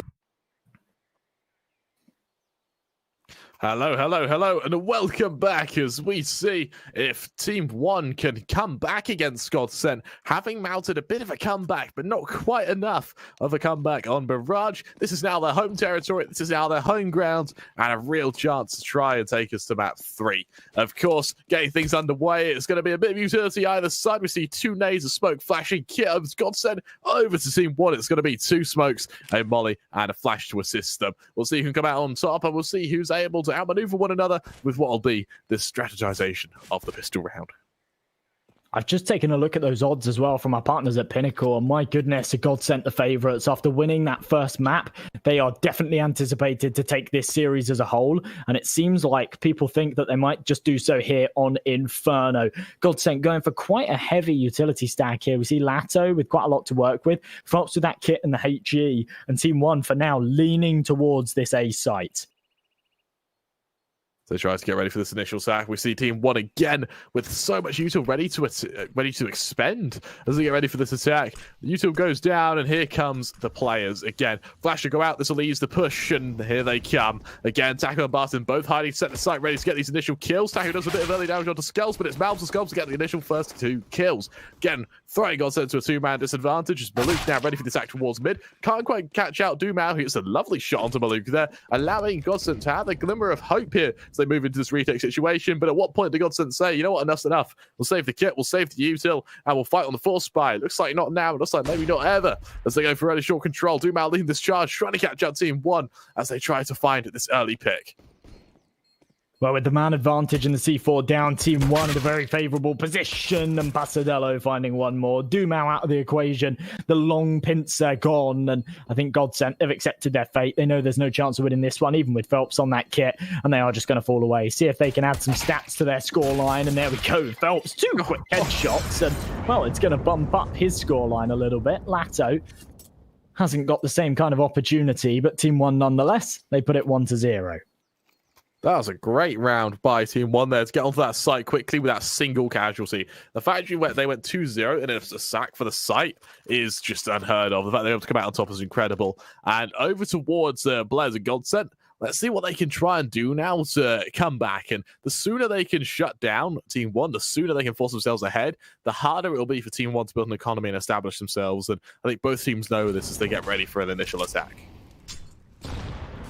Oh, Denade coming in. Oh, it does quite a lot of early damage there onto Banana. This scout, unfortunately, is kind of on the wrong side of things. Holding towards top mid. But there we go. Secondary HE goes in. Pasadello eliminated. And TeamOne, they want to start to re-aggress, see if they can take some control towards second middle and apartments, because Banana has not gone well for them so far. A casualty, of course, towards Tree. And Dumao looks to try and snatch away one towards top mid 2. The smoke goes down, might bait them into thinking that this is actually going to be an A execute, when in fact, they're walking right into Banana. There's still 2 players patiently waiting. It's Lato and Phelps on the site, a Deagle and an MP9 boosted. Let's see what they can do here.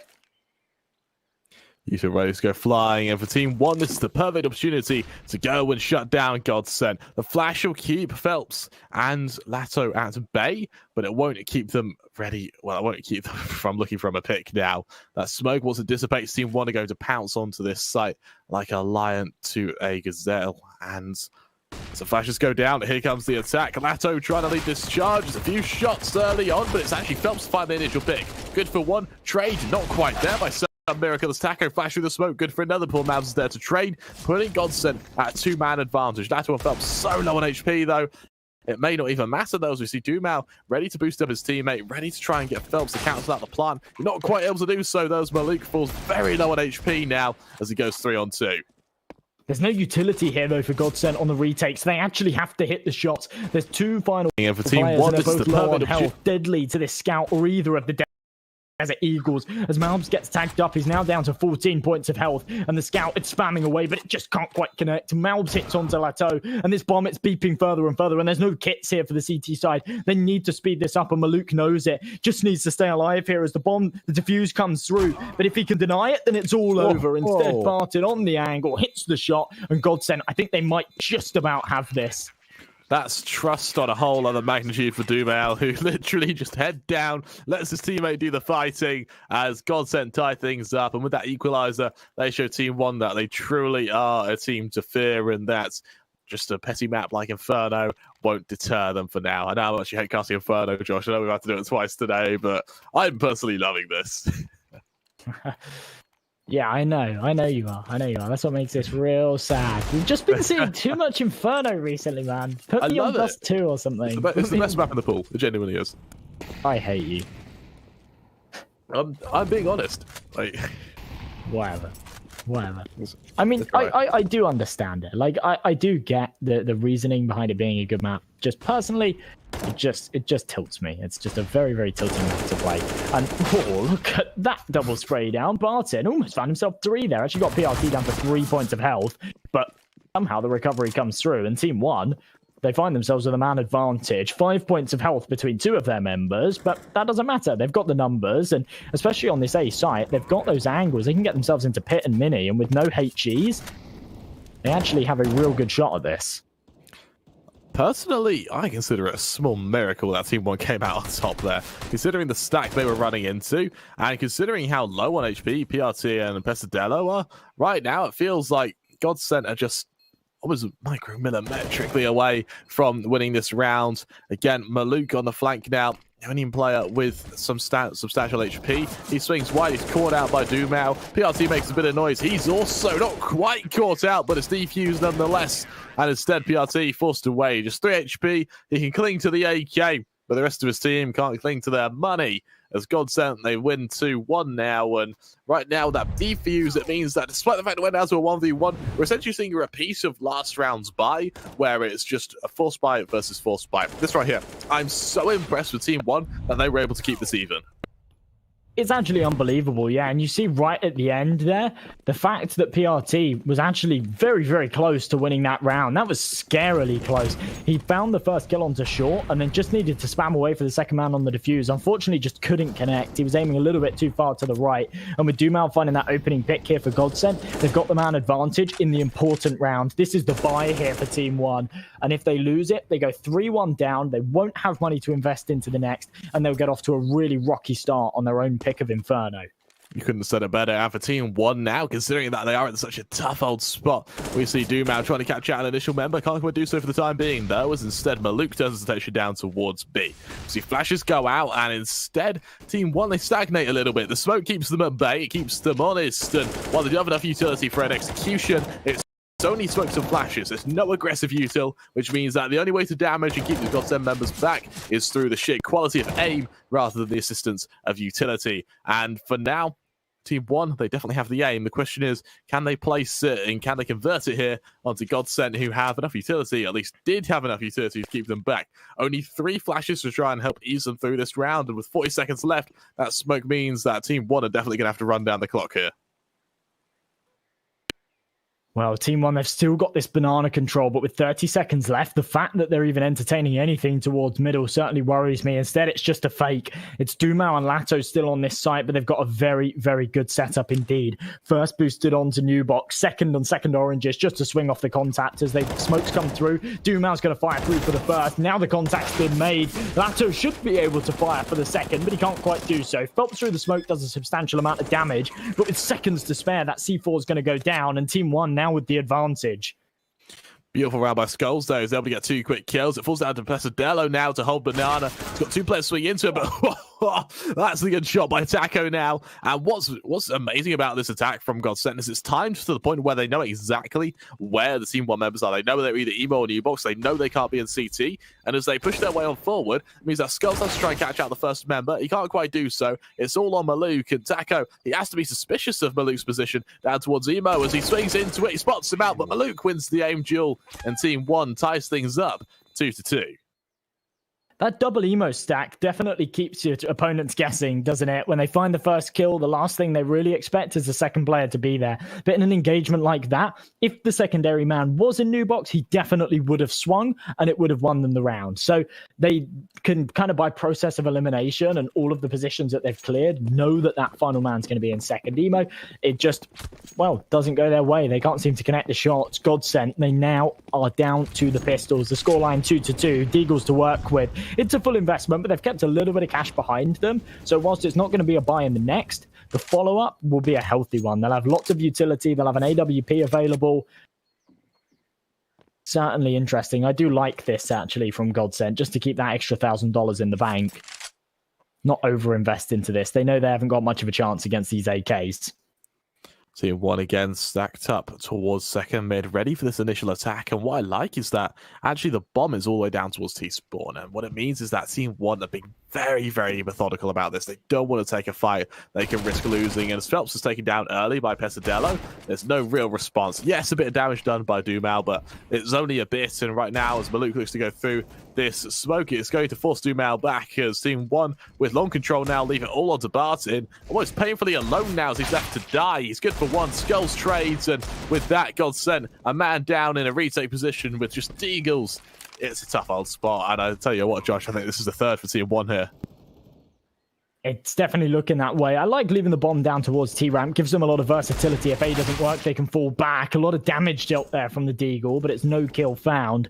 And I think that's going to be Doom out on Lato's Q to try and save here, maybe get a couple of exit frags. But TeamOne, they've done an incredibly good job here. Now, it's definitely dangerous having that bomb still staying towards T-Ramp late in the round. If there is banana aggression, which we did see this round, it was just a tad too late, then there's definitely potential that he falls. With Lato finding that shot, he's not even going to aggress to try and save the weapon. I think he knows that it's only a Mach 10. Instead, he wants to just do further damage. And as TeamOne continue to hunt, they could definitely fall to this Desert Eagle. Lato, right on the angle, he'd have heard the steps, and the damage from the bomb allows him to take down Maluk, and he can't quite grab the AK. That's unfortunate. The damage was more important than the save there. And the fact that they kept TeamOne having to reinvest, and well, forced them to reinvest, means that they are keeping that money low. And we look at it now, it's been a really, really well-acclaimed job. Malbs and Pesadelo 1-0. We look over towards PRT and Skulls with sub 500. Look at Skulls as well, who's actually got 4 AK kills out of, well, within the last couple of rounds. So really well done by Skulls, who seems to have come to life here. Yeah, those stats, sometimes they're like super insightful, and sometimes it's just like, oh, Skulls has killed 4 people with an AK. And it's like, all right, cool. Yeah, fair enough. Like, 4 whole people. Wow. 4 whole people? That's crazy. It's like, yeah, that's pretty standard. Either way, though, TeamOne, now let's try and make this 4, as they're up against a real lackluster buy. We actually see GODSENT go for 5 MP9s. I commended them last round about going for a half buy, so that in this one, they'd eco, and then in the follow-up, they'd have loads of money, and they'd actually have loads of util, and maybe even potential for a double up setup. And instead, they've slapped me in the face and gone for a 5 MP9 buy. I have no idea what they're doing here, but let's see if it works. It's a greedy buy to say the least, but as the push comes through, Barton good for 1. Barton doubles up now, on for 3 now. Gonna try and move forward. Can he make it 4? It's gonna be a tough ask because Malbs has already got site control, but Barton has bomb control. But Luke ready for lasso, can't find the kill. And right now, Barton, he has been a hero for GODSENT now. Malbs with only 13 HP. He's got a chance to kill this bomb plant. Both members of GODSENT swing into him, and unfortunately, Malbs can't even find the first. GODSENT, they tie things up 3-3, and it's like that MP9 buy was a great call by GODSENT. Honestly, Kramer, I'm sat here shaking my head. I just don't even know what that was, to be honest. They've gone for a 5 MP9 buy against what they know is going to be a full investment here from TeamOne off of the back of 3 rounds in a row. And it's actually worked. They've managed to win all the duels against the AKs. I mean, they're incredibly lucky that TeamOne have gone for a fast A play there, which has really played into the MP9's advantage. But my goodness, I wasn't expecting that to go their way whatsoever. And instead, they've now tied up the scoreline 3-3. A lot of early damage dealt there from Phelps, but as he gets his head ripped off, Lato's able to respond with the nade over the top. So we do see them trade even. And TeamOne, it's going to stop them right in their tracks too. Leaves this side in a 4-on-4, and for TeamOne, you need to bear in mind that they've only got 1 Galil right now. That's single-handedly going to be their firepower. And as GODSENT move on forward, we see Doom out shifted up to the corner with this smoke, ready for a duel with Pesadelo, who's just teasing the angle. Doom out comes out on top. Despite being a 1 HP, he's able to get away as well as Lasso tags down Malbs. And now GODSENT, despite having players on low HP, they might still be able to hold here. Well, I say that, they get a bit too aggressive, a bit too cocky as they fight there. And now it's down to, well, 2-on-2 with the credits of Barton spam through the smoke, leaving Malbs and PRT in a bit of a rough position. Barton for another, now all on PRT, alone in a 1v2. In the 2v2 situation, it was very doable there for TeamOne. They could have established a crossfire, but with the shot going right through the smoke, it leaves PRT in a position where he just has to fight. He can't stay hidden and pounce out at the end. He hasn't got the time on that bomb to allow him to do so. So he swings, gets his head ripped off by Barton, and that is going to be the 3rd kill for him, and the round going to GODSENT. They take the lead once again, and remember, this is TeamOne's map pick, so the fact that GODSENT are keeping this so competitive and actually maintaining this lead is quite incredible. Yeah, really, really good stuff by GODSENT. And I'll tell you what is interesting as well, as we look over towards TeamOne, their money, they're not risking anything dropping below 2k. Like, they are really wise with their money. And what I really like that actually, is it means that when we do see buy rounds, they usually have all the utility in the world to work with. And let's be honest, TeamOne are making these buy rounds really damn close. So their strategy is working. It's just coming down to little micro adjustments, which will separate them from, what could be a 7-0 lead.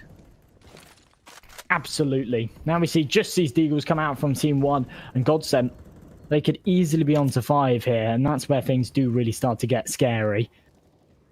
They haven't been able to establish this economy just yet. This is really the first time they've had the big rifles out. But if they win this, which they should be able to quite comfortably, that's where that money will start flowing. That's a nice bit of damage done early on. Actually, it wasn't near as much damage as I thought it would be by GODSENT. As TeamOne, they start congregating towards top mid with these deals. They've only got single smoke in the hands of Skulls to help them, so it looks like it will just be a quick smoke towards Library and then a full push towards A. And while it's quite a wise way to try and attack, Phelps is good for 1. They'll back away. Actually, no, keep fighting. Pesadello able to trade, and now TeamOne can just make their way towards B. And I feel like GODSENT are being way too cocky, Josh. I don't like it. It feels like they get 1 kill and they just keep going for seconds, they go for thirds, and it really plays to their detriment here. Absolutely, I really don't like that repeat from Phelps, but Doomau luckily is able to recover it. Maluk does find 1 back too, though, so Team1, they've actually done a substantial amount of damage here, considering the investment they had. With 30 seconds left on this clock, Maluk probably wants to die here, you know, even though he's got an M4 in hand. The risk that he faces if he actually stays alive is pretty substantial, and as he finds another headshot, a 2 versus 1, if he can find 1 more, then this round is doable. How on earth has he got away with that? GODSENT, it just over facing once again, and as he taps the bomb, Taco starts to walk his way out. Maluk realizes that Taco's now fully aware that it was a fake, goes for the full commitment, now can fall away towards the back of the site. Can he pull this one off though, Grammar? It's a tough damn ask, and he knows that Maluk is going to be down towards New Box. He's going to go for timing. Taco comes out on top, but it shouldn't have been that close. A beautiful round by TeamOne there, considering they went into it with Deagles and nothing else, and a real kind of kick to the teeth for GODSENT. Absolutely, yeah. I actually have no idea how he's got away with that. And at the end of the day, that's an eco. So they've done substantial amounts of damage. And as I said at the very start of that round too, that was GODSENT's opportunity to kind of build up that cash. Yeah, they haven't really had the opportunity to do so. And instead, they've lost 4 members. They have to fully reinvest into this. There's no opportunity for a sniper when I'm sure that Doomau is itching his fingers to pull one out at this point. And yeah, there we go. We see 5 M4s come out. We see a fair amount of utility, but it's certainly not as strong as the TeamOne buy. And as we go into number 9, despite the fact that GODSENT have taken 3 in a row, they're not in the best of positions. You're absolutely right. And as we look over to what will end up being again another take by TeamOne to try and just hold for the time being and to just try and get top mid control. GODSENT this time to deploy their utility early on, keeping TeamOne back. Yes, it keeps them back for the time being, but it's nothing too substantial. And for GODSENT, there is real reason to fear right now. As TeamOne, they burst their way through the smoke. It's an initial kill onto Phelps, and with that, they're more than happy to just wrap their way towards B once again. Doomau, the man who's got to try and hold, but the question is, how many rounds in a row can he hit 3Ks? I'm not too sure. TeamOne haven't had tons of success with this the last time they went for it, but remember, last time they went for it, they had unarmored Deagles. Now they've got the AKs and they've got Kevlar to back it up. Taco clearing out the apartments and clearing out all of these areas should realize what's going on right now, but as he overfaces, peeks into middle, he will be eliminated by Maluk. That now gives TeamOne a 2-man advantage, and as they still look like they want to pincer into B, I think maybe they're starting just to lean towards a good old-fashioned A take. That's where they've got Barton to contend with. For now, GODSENT again. Only 2 players left standing. Barton now towards Spoiler. Good for 1. Traded by PRT, and that'll be the site in GODSENT now. They have to go and save these weapons. And it feels like the last couple of rounds, Josh, especially rounds what would have been their 4th and 5th, it feels like they won it because they're about unarmored opponents, not because they won it because they were better. I feel like GODSENT are just being too cocky. They've won a map, and now they think that if they go for the hero plays, they'll be on top. And TeamOne, credit where credit's due, they're punishing them admirably. And I really like how TeamOne is keeping GODSENT back right now.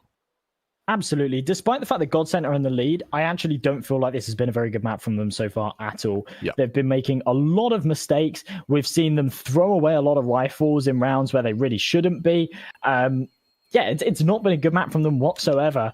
But as long as they can continue to put these rounds up and apply this pressure onto TeamOne, then there's definitely a chance that they can still take it. They just need to start patching these holes. And as you say, those holes definitely are the over-aggression. We see time and time again, like Phelps going for overswings. And I mean, even the fact that we saw a peek into lower mid, there's no need for that at all. You've got control. You know exactly. You should know by that stage. Bear in mind, you've cleared out the apartments. You've cleared out brackets. You should know that it's going to be a B hit. And they've either wrapped around CT, which you no longer have control of, and there's probably going to be a guy lower middle. So to take that fight, it's going to lose you your life every day of the week. Now Lasso tries to help for the time being. He's able to catch out Mabs. He tries to double up as well, though. Not quite able to catch out anyone for the time being. As Skulls also falls. Jumps onto his teammate's head. Continues his presence now. On top of these sandbags. Spams down PRT as best he can. Eventually PRT will come out on top. Taco is meant to be a bait setup, but it didn't really matter. And there's that over-aggression again. Taco fighting when he didn't have to. And punished because of it. He gives up the man advantage now. And GODSENT find themselves in, what was a 3-on-3?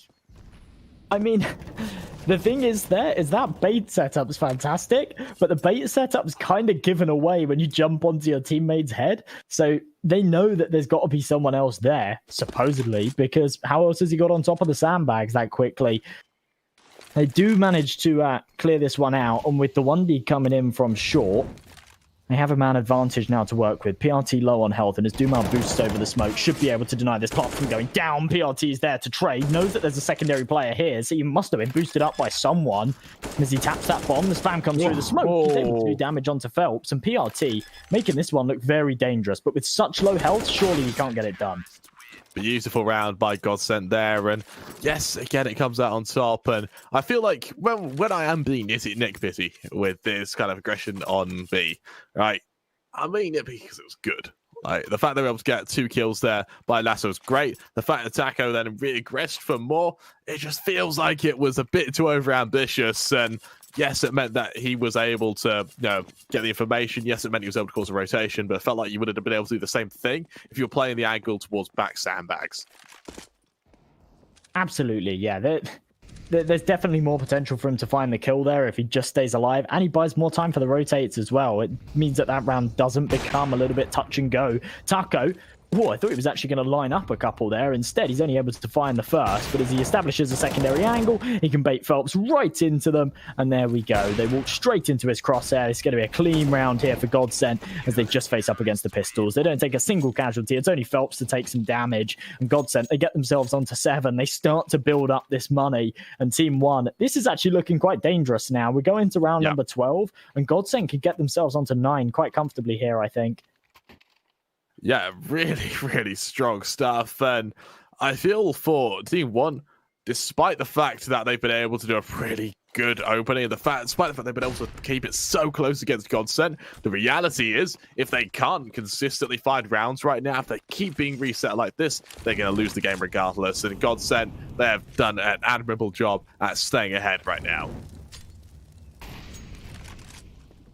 Well, if they can make it 8, reset their opponents once again, TeamOne might be in a real predicament. We see them come out with these AKs. Malb's the only man that hasn't actually got any utility.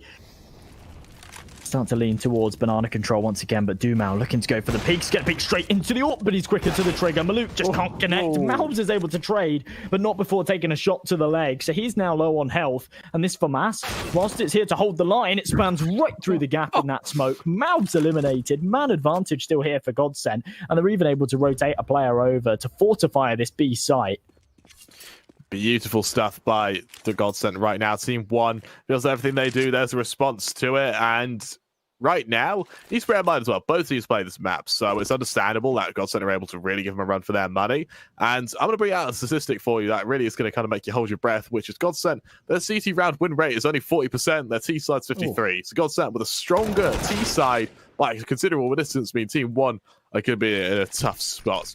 We see, of course, though, there's a man of, equalization by TeamOne there to get an untraded frag, meaning that right now, Barton, he's going to have a tough old time trying to hold this. He swings wide, spots out the first, tries to double up, can't quite do so. Pesadelo's there to trade, leave it down to a 2-on-2. TeamOne there, they throw the Molotov into pit, and they don't even hold for the swing, so somehow GODSENT are able to find a 3v frag. Comes into a one-on-one though. Pasadello, no information whatsoever on the last man. It's Lato with the AWP. Deploys the flash, gives away his angle. But now as he creeps up, if Pasadello peeks into it, he could be dead to rights. Instead he pokes over the top. And Lato, he just can't hit the flick. A very nice play there from him, knowing that he's against the sniper. It's the right play to go for. And Lasso, he just can't get anything done there. Very, very unfortunate for GODSENT indeed. But TeamOne, it was kind of a must-win round for them. So the fact that they've been able to pull it back is going to take some weight off their shoulders. It does give them that kind of grace things to tick on through, and it does play to their mentalities that, yes, they're still in this. There is only 2 rounds that separates 2 sides. And for TeamOne, we look at their statistics as well. Their preferred side is their CT side. This is actually a horrific statistic. You ready for this? Their CT side is 64% win rate. Their T side is 60% win rate. This is despite losing to Namiga and after wins against Endpoint and Renegades. So really, really strong map for TeamOne, and the statistics back it up. Well, their T side, not quite kind of doing that statistic justice so far. We've still got a couple of rounds left to play with, though, so they could certainly make this 8, especially considering if they win this round, GODSENT don't have any money left to work with, and they don't have any loss bonus either, so we will literally see them on pistols if they lose this round. Then they'll be forcing up for the 15th, and, well, 7 or 8 is like a good benchmark for them. That's going to be something that they're fairly happy with, but considering they went 7-4 up, I think they're hungry for more.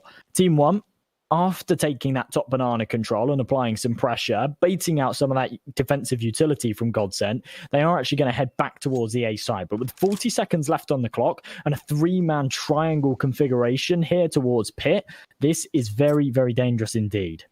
Again, it leaves GODSENT in a perfect position to try and refute this, but TeamOne, we've seen in their last solo attack, they love firebombing and just laying the torch to this Pit position, and right now, we see that preemptive smoke from Barton. 20 seconds left now, TeamOne have run down the smoke bloody damn far, and, well, Phelps good for 1, he turns his attention elsewhere, Barton there to assist, it's kills either way, Phelps comes out on top, PRT doubles up, triples up onto Barton, he dismantles the trifecta of players, leaving it down to a 2-on-2. A great round by PRT there. And with that, GODSENT now move into a retake with Dumal and Lasso, both looking to keep their team's economy alive, both looking to keep the dreams of winning this half alive. And with that missed shot, TeamOne are going to be counting their lucky stars that they still survive here. With that flashbang deployed, there's no further util on any of these players, but there's no kit here for GODSENT either.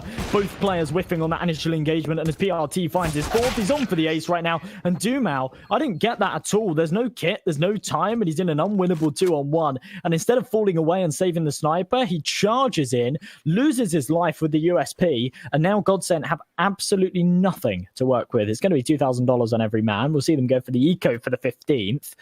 And TeamOne, they've recovered this one incredibly well indeed. From 7-4 down, they're going to be able to make it 7-7 and even play to win the half.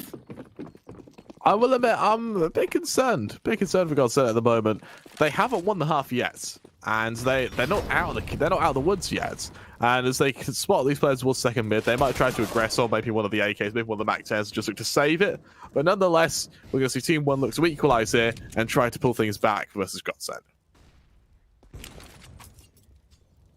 I can't imagine GODSENT are able to do a whole lot here. And considering they're on a full eco, I was kind of expecting something funky like a pool stack. But instead, kind of your standard default. Barton getting a little bit aggressive, hoping that you can maybe catch someone off guard. For now, that's not the case. And it just looks like they're falling like flies here. Even Malb's able to farm some frags with that Mac 10. That's going to give him some extra cash to work with going into the 15th, where he'll almost certainly upgrade into an AK. This pistol, Barton, that's pretty cheeky. Does actually manage to find himself 1, but I can't imagine Lato can do a whole lot here. And there we go. Mal's midair finds the headshot with the Mac 10, and he'll happily upgrade in the next. 7-7, and TeamOne, as I said before, they've recovered this one very well indeed. Very nice comeback from them. It's a really nice comeback, and it means that for some players over at TeamOne, they know that not only is this game winnable, but it's more than likely to be winnable if they can take this half and if they can take this pistol round. They've got a 80% win rate when it comes to pistol rounds over at TeamOne, so they know that if they can take this half, then if anything they find on the CT pistol round would be bonus. And right now, GODSENT definitely not playing their best game right now. When as util goes down, it holds them back for the time being, giving GODSENT a chance to, well, extinguish that molly and fight for top banana. Maluk on this angle. Oh, that AWP shot. That felt like that was a millisecond off of connecting. Just the rifles to work with here for GODSENT. No sniper to contend with Maluk. Not a lot of utility left either, as we see TeamOne with still absolutely tons of it. We see a smoke, a flash, and an incendiary here from GODSENT to try and stop the execute. And if not, then for the retake, I suppose, they're heavily reliant on the firepower. And with a minute left on this clock, TeamOne have done very, very well at baiting out what little util GODSENT do actually have. We see this side again slowly just ebb their way down towards B.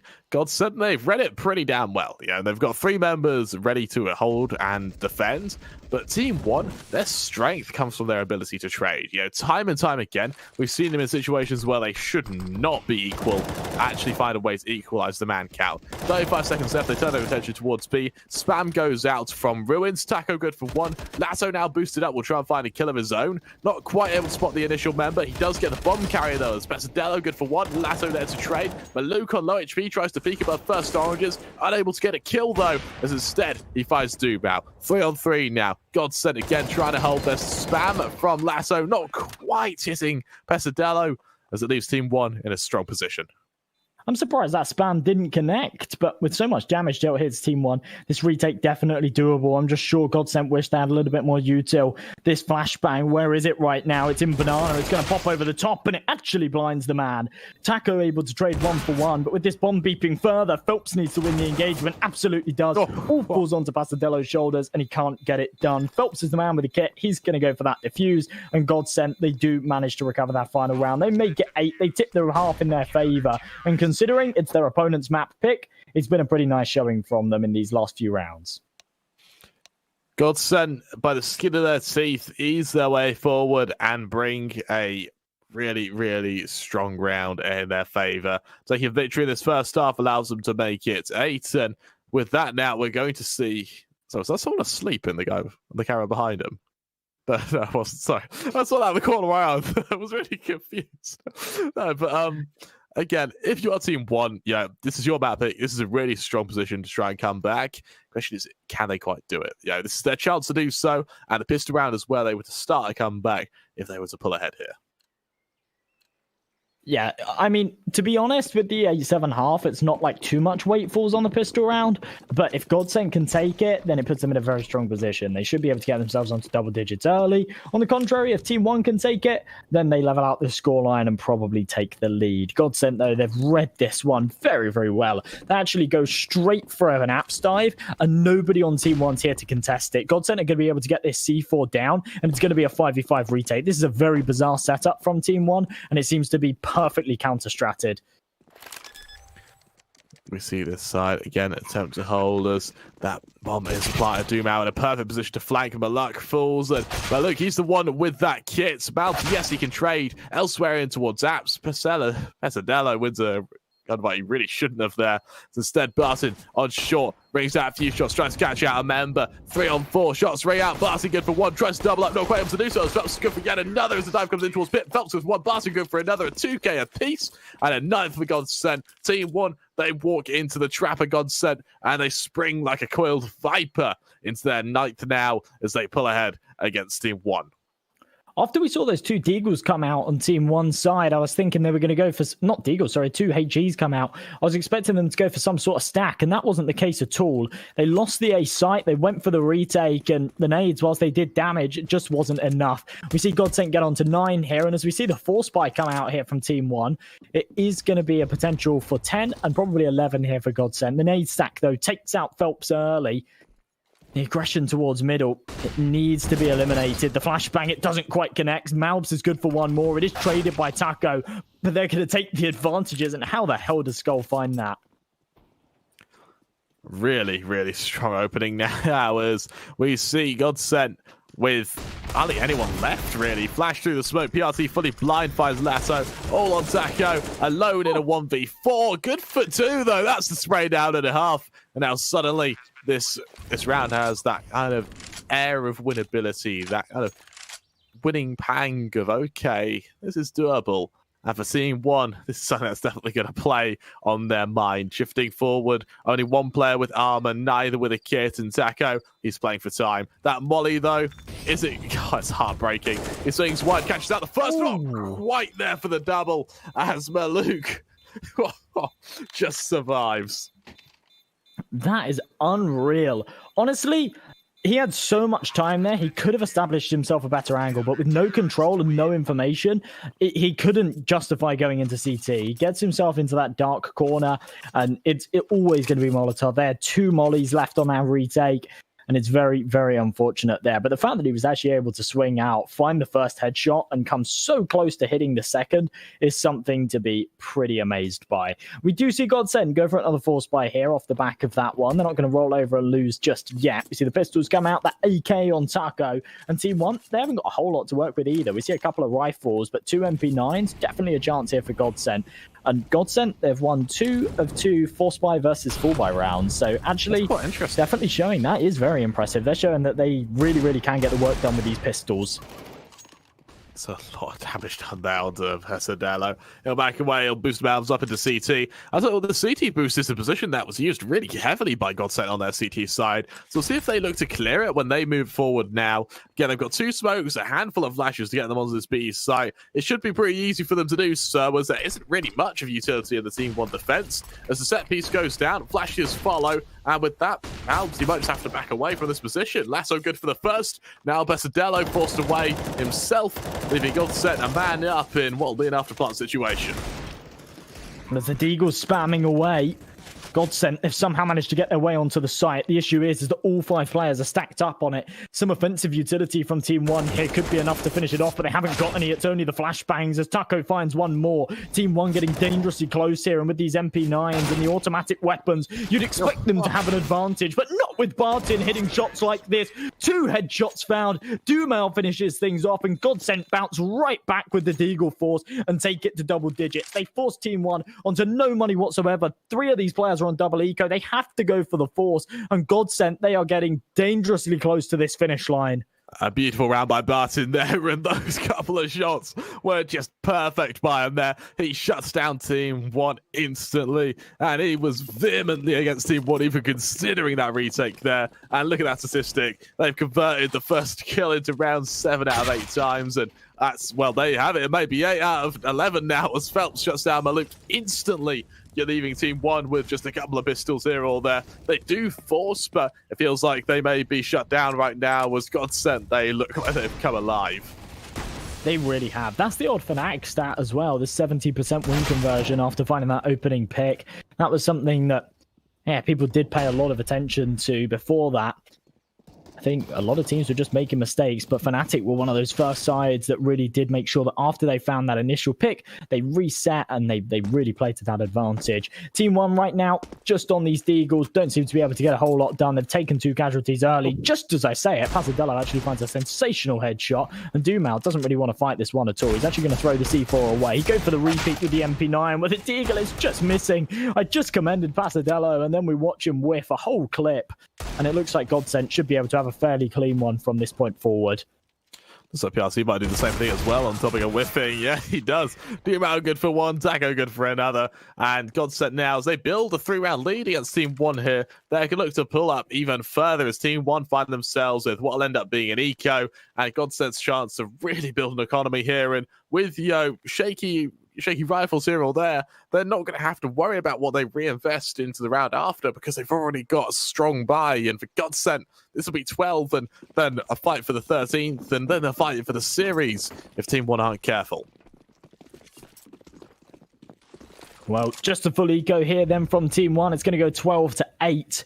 It's a 5-man B stack, and surely GODSENT don't fall into this, especially considering they're on a full investment here. We do see Phelps onto that Galil. Of course, he saved that across from the last and didn't really want to reinvest. They know that they're against an eco. They're just going to deploy their utility early, see if there's any aggression here from TeamOne, and when it's not spotted, surely they start to send some feelers out, see if they can get any information towards top of middle, maybe into the apartments, top banana, and then once they realize where these members are holding, then they'll start to default into this A push. I think they start backing away now. Dumal spot the players towards CT, And despite teammates towards air, going to say it's clear.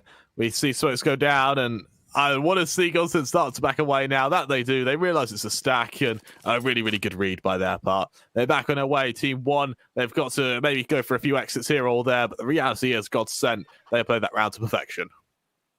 They really have, yeah. It's just kind of all of the stages, isn't it, of an anti-eco. You say, okay, right, we know we're going to be against an eco. How do we play this? Let's sort of establish some early utility, see if there's any aggression. Then when we don't spot it, then we'll feel around. Not take any commitments, not take any hard engagements. And with that Galil dropping, it is going to be retrieved, but they cut them off on the rotate. And there's no Kevlar on any of these members. I feel like GODSENT are even overfacing a little bit here, taking these aim jaws when there's no real need for it. But it looks like they should be able to clean it up right at the end. They take 2 casualties, almost 3. But as Barton finds himself a triple, GODSENT do take it to 12. Barton right now having an incredible game as he goes 24-12 now, really showing why he is a player to be feared. And well, for TeamOne, they haven't really got anyone to try and counteract him. We saw over on Mirage, the player to watch out for was Malak and maybe PRT, but the reality is that's just not happened on Inferno now, where GODSENT looks to make this 2-0 here, as we see TeamOne go for a bit of initial aggression towards Banana. A lot of mollies fly. Here come the players just barreling their way forward, and with map control established, GODSENT now, the ball falls to their court in attempts to regain control. I feel like Barton's frags have been 50% eco frags, 50% super high impact with nothing in between. GODSENT, this round, playing a much, much slower default. We actually see 2 players all the way down towards T-ramp. They're ready to deploy some nades wherever they aggress later. And as they retrieve the C4, we will see them start to lean towards this A side of things. But look at this configuration from TeamOne. They've actually got 4 members over towards this side of the map, off of the back of no information. No information, no engagement, not really even any utility deployed except for that one moto smoke. And TeamOne, they are putting all of their eggs in one basket, taking a huge gamble here. And Pasadello, jiggle peeking, jump spotting towards top Banana. If he falls, it could cost them. And GODSENT are actually going to take Banana control here. Flash goes out, and Pasadello, as he looks to hold firm, he's going to be boosted on towards CT. And I don't know how I feel about the CT boost. It was utterly destroyed last time, and well, there you have it. Taco annihilates PRT. And for now, TeamOne, 30 seconds left to try and defend. That's all they have to hold on for, but they just can't do it. GODSENT with site control now. They're going to go for this plant, and with Phelps able to find Maluk instantly. Now, Pasadello, the second he rings out a few shots to the smoke. Lato's going to duel him. Plant goes down, 5-on-3. Mal's at the close angle, but it just is not enough. GODSENT, a beautiful round and a 13th out of that.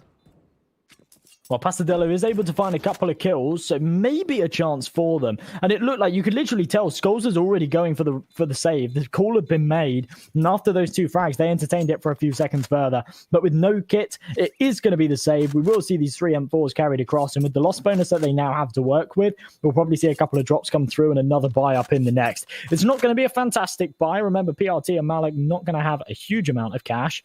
And GODSENT, that is really a fantastic round. I honestly would have rather have seen Pasadello fall back onto the site, take an angle maybe towards the fountains or the coffin, and just try and do some damage. Instead, it feels like he's kind of been used as a bit of a footstool there, just to get someone boosted into CT. It's had 0 impact whatsoever, and then he's locked out of the site. The smoke grenades are in place, so C4 goes down, and Pasadello has no opportunity to have any further impact from that point. If you are GODSENT now, you need to bear in mind that you're in the lead here, substantially so. This is your chance to really gain some momentum and really feel at home against this side. And even though you're on TeamOne's map pick, it does not matter. And tell you what would be really nice, you know how kind of flary these sides of these Brazilian teams can be? I would love to be able to see their reaction to winning. That would be incredible if we could. That would be cool, wouldn't it? What trophy is that in the background as well? That's like a wicked trophy there. Are they in the GODSENT headquarters, or are they over in Brazil? Well, I mean, they have to be somewhere in Europe, don't they? Ah, GODSENT headquarters in Malmo. Okay, our producer's just giving us a little bit of insight. That's cool. So that's just one of GODSENT's trophies. That's very, very cool indeed. That's a really nice trophy, isn't it? Yeah. Yeah. It's I'm a bit jealous, to be honest. I don't know those trophies that nice to CS, but we see TeamOne again. He got shut down as they try to go aggressive towards B. Malm's shut down by Lasso, and as it goes 5-on-3, TeamOne in an awful position here. Yes, we're going to need to see some true heroics from Skulls here. The lone defender towards A, and with players all around him, I don't know if that's possible. Yeah, with the two-man disadvantage, Skulls, his angle has been checked. He is able to find the shot, but Lato, the Ferrari peak to eliminate him. A two-man advantage here from GODSENT. Make it 3 as Dumal finds one more. And Maluk on the site. Whilst he is able to swing out and find 2, it looked content just for a second or so there, but Barton's able to trade. And there's another one of those high-impact frags. We haven't seen too much from him in the last couple of rounds, but eliminating the threat there and taking GODSENT to 14 really has a huge impact. And now they're getting dangerously close to finishing this one off. And TeamOne, not even going to drop down to the eco. We see them go for a force here, despite the fact that PRT and Pasadello don't have any money. And if this doesn't work out for them, GODSENT might just be able to finish this one off. I fear for TeamOne right now was I haven't really seen anything substantial from TeamOne on their CT. In fact, have they won a round on their CT side? I don't think they have they? Oh, yeah, you might be right on that one, actually. It was 8-7, but I can't remember which way it went. I think GODSENT won the half 8-7, so I think TeamOne might have won one round here. They won the second round, that's it. So they've won one round of their CT side. And honestly, winning a force buy round, it doesn't feel like a genuine win, as it feels like you just took a bunch of aim jewels and came out on top. We look over to GODSENT now, who are against the first full kind of like real beefy buy of TeamOne. And, you know, they've won this sort of buy time and time again. And TeamOne feels like winning rounds here may just be too little too late. Well, if they can win this one and actually start to chip away at that GODSENT economy and pull it back, once they get to probably that 11 mark, I'll fancy their chances. But at this point, they're looking down and out. And with early damage taken, they really do need to pull something off here. Phelps, that flank is just perfect. And off of the diversion cause, Barton's going to peek and try and do some damage too. PRT is able to eliminate him, but Taco, the spanner in the works into CT. Honestly, I didn't even realize how much control GODSENT have really taken early on, but they're all over the place. Phelps, it's a little bit messy, but he does win the duel. And as this C4 is going to go down with 30 seconds left, the smoke grenade going to lock TeamOne out of it. The flash is going to go over the top. They're going to push right through, but long range, these AKs surely win the duels, and yes, they do. Dumal finishes it off, and GODSENT onto 15. It just isn't working out for TeamOne right now. GODSENT, they are proving to be a really strong team, and they are really proving to show why you don't pick Inferno against GODSENT, and they're showing that those times they've lost Inferno over the last recent couple of weeks or so, it's not them playing badly, it's their opponents playing out their minds, and they show that if this is their standards when it comes to Inferno, then teams have really good reason to fear them. Over towards TeamOne, we see just a couple of members try and hold firm. Phelps good for one. PRT there to trade, but it feels like a Hail Mary at this point. Well, they're finding the kills. They're doing the damage here, and this aggression towards middle certainly actually working out for them. Taco now left in a 2-on-1, but what a one-tap! That's unreal. And now it's just him versus Skulls. He doesn't know the whereabouts of Skulls. He thinks that maybe he's one of the aggressors towards middle, but with nothing coming through within about 30 seconds, he realizes that this final man, he has to be towards Banana. Skulls is walking right into it, and there we go. Taco able to finish things off, and it is going to be 16-8 here for GODSENT. That is such an unbelievable win, and as we switch to the players, they just don't even seem that bothered. There we go, yeah. A couple of little fist bumps. Woohoo! Another day in the office. Another day in the office, yeah. Yeah, that is really strong by GODSENT there. They take the whole series 2-0. They do so with what looks like a really convincing display of power, and they just treat it like it's, you know, like standard stuff. Really strong performance by them there. And while they looked a bit shaky on Mirage, and while they definitely looked shaky at the start of Overpass, my apologies, they definitely rose to the occasion. He did, yeah. Overpass really did go the distance. I was quite surprised that they were able to come out on top in that one. But the fact that they, just pulled off an absolute masterclass there on Inferno, really beautiful stuff indeed. We saw TeamOne really struggling, especially on that second side. I mean, once GODSENT got onto the T half, they were absolutely dominating. We saw them a little bit shaky at the start. We actually picked up on the fact that GODSENT were making a lot of mistakes. They were over-facing. They were peeking into angles when they really didn't need to. And and we said if they patch that up, then we think they've got it in the bag, and they absolutely did. They stopped going for those repeats. They stopped going for these like silly aggressive fights, and yeah, we saw them just come out on top. And as soon as they moved over to the attack, they absolutely decimated. They only allowed TeamOne to find one round on their defense, and that was in the force buy and the follow-up from the pistol. As we look at the Swiss stage bracket, it's going to be Nemiga right at the top. I called it earlier, off the back of round difference. They find themselves in spot number 1 and GODSENT in spot number 2. Also today we saw Saw and Windstrike go a 1-0 record, and we saw Havu and Gamer Legion drop down. In fact, not Havu, Gamer Legion and Apex drop down. But we've still got plenty more of our opening Swiss stage matches coming up over the next couple of days, haven't we, Kremer? We do, and tell you what, there could be some hell of a games as well. We got the likes of Sinners, Endpoint, Extreme, and Dignitas. That's to name but a few. The action definitely does not stop here. In fact, it only grows more so to what is going to be an ultimate crescendo between these few teams. So do not go anywhere. Give the channel a follow. Of course, we'll return with the action tomorrow. Thank you so much for watching. I've been your caster, Kremer 3. I've been joined by the wonderful Em and Jake Casts, and we'll see you all in the next one. Bye-bye.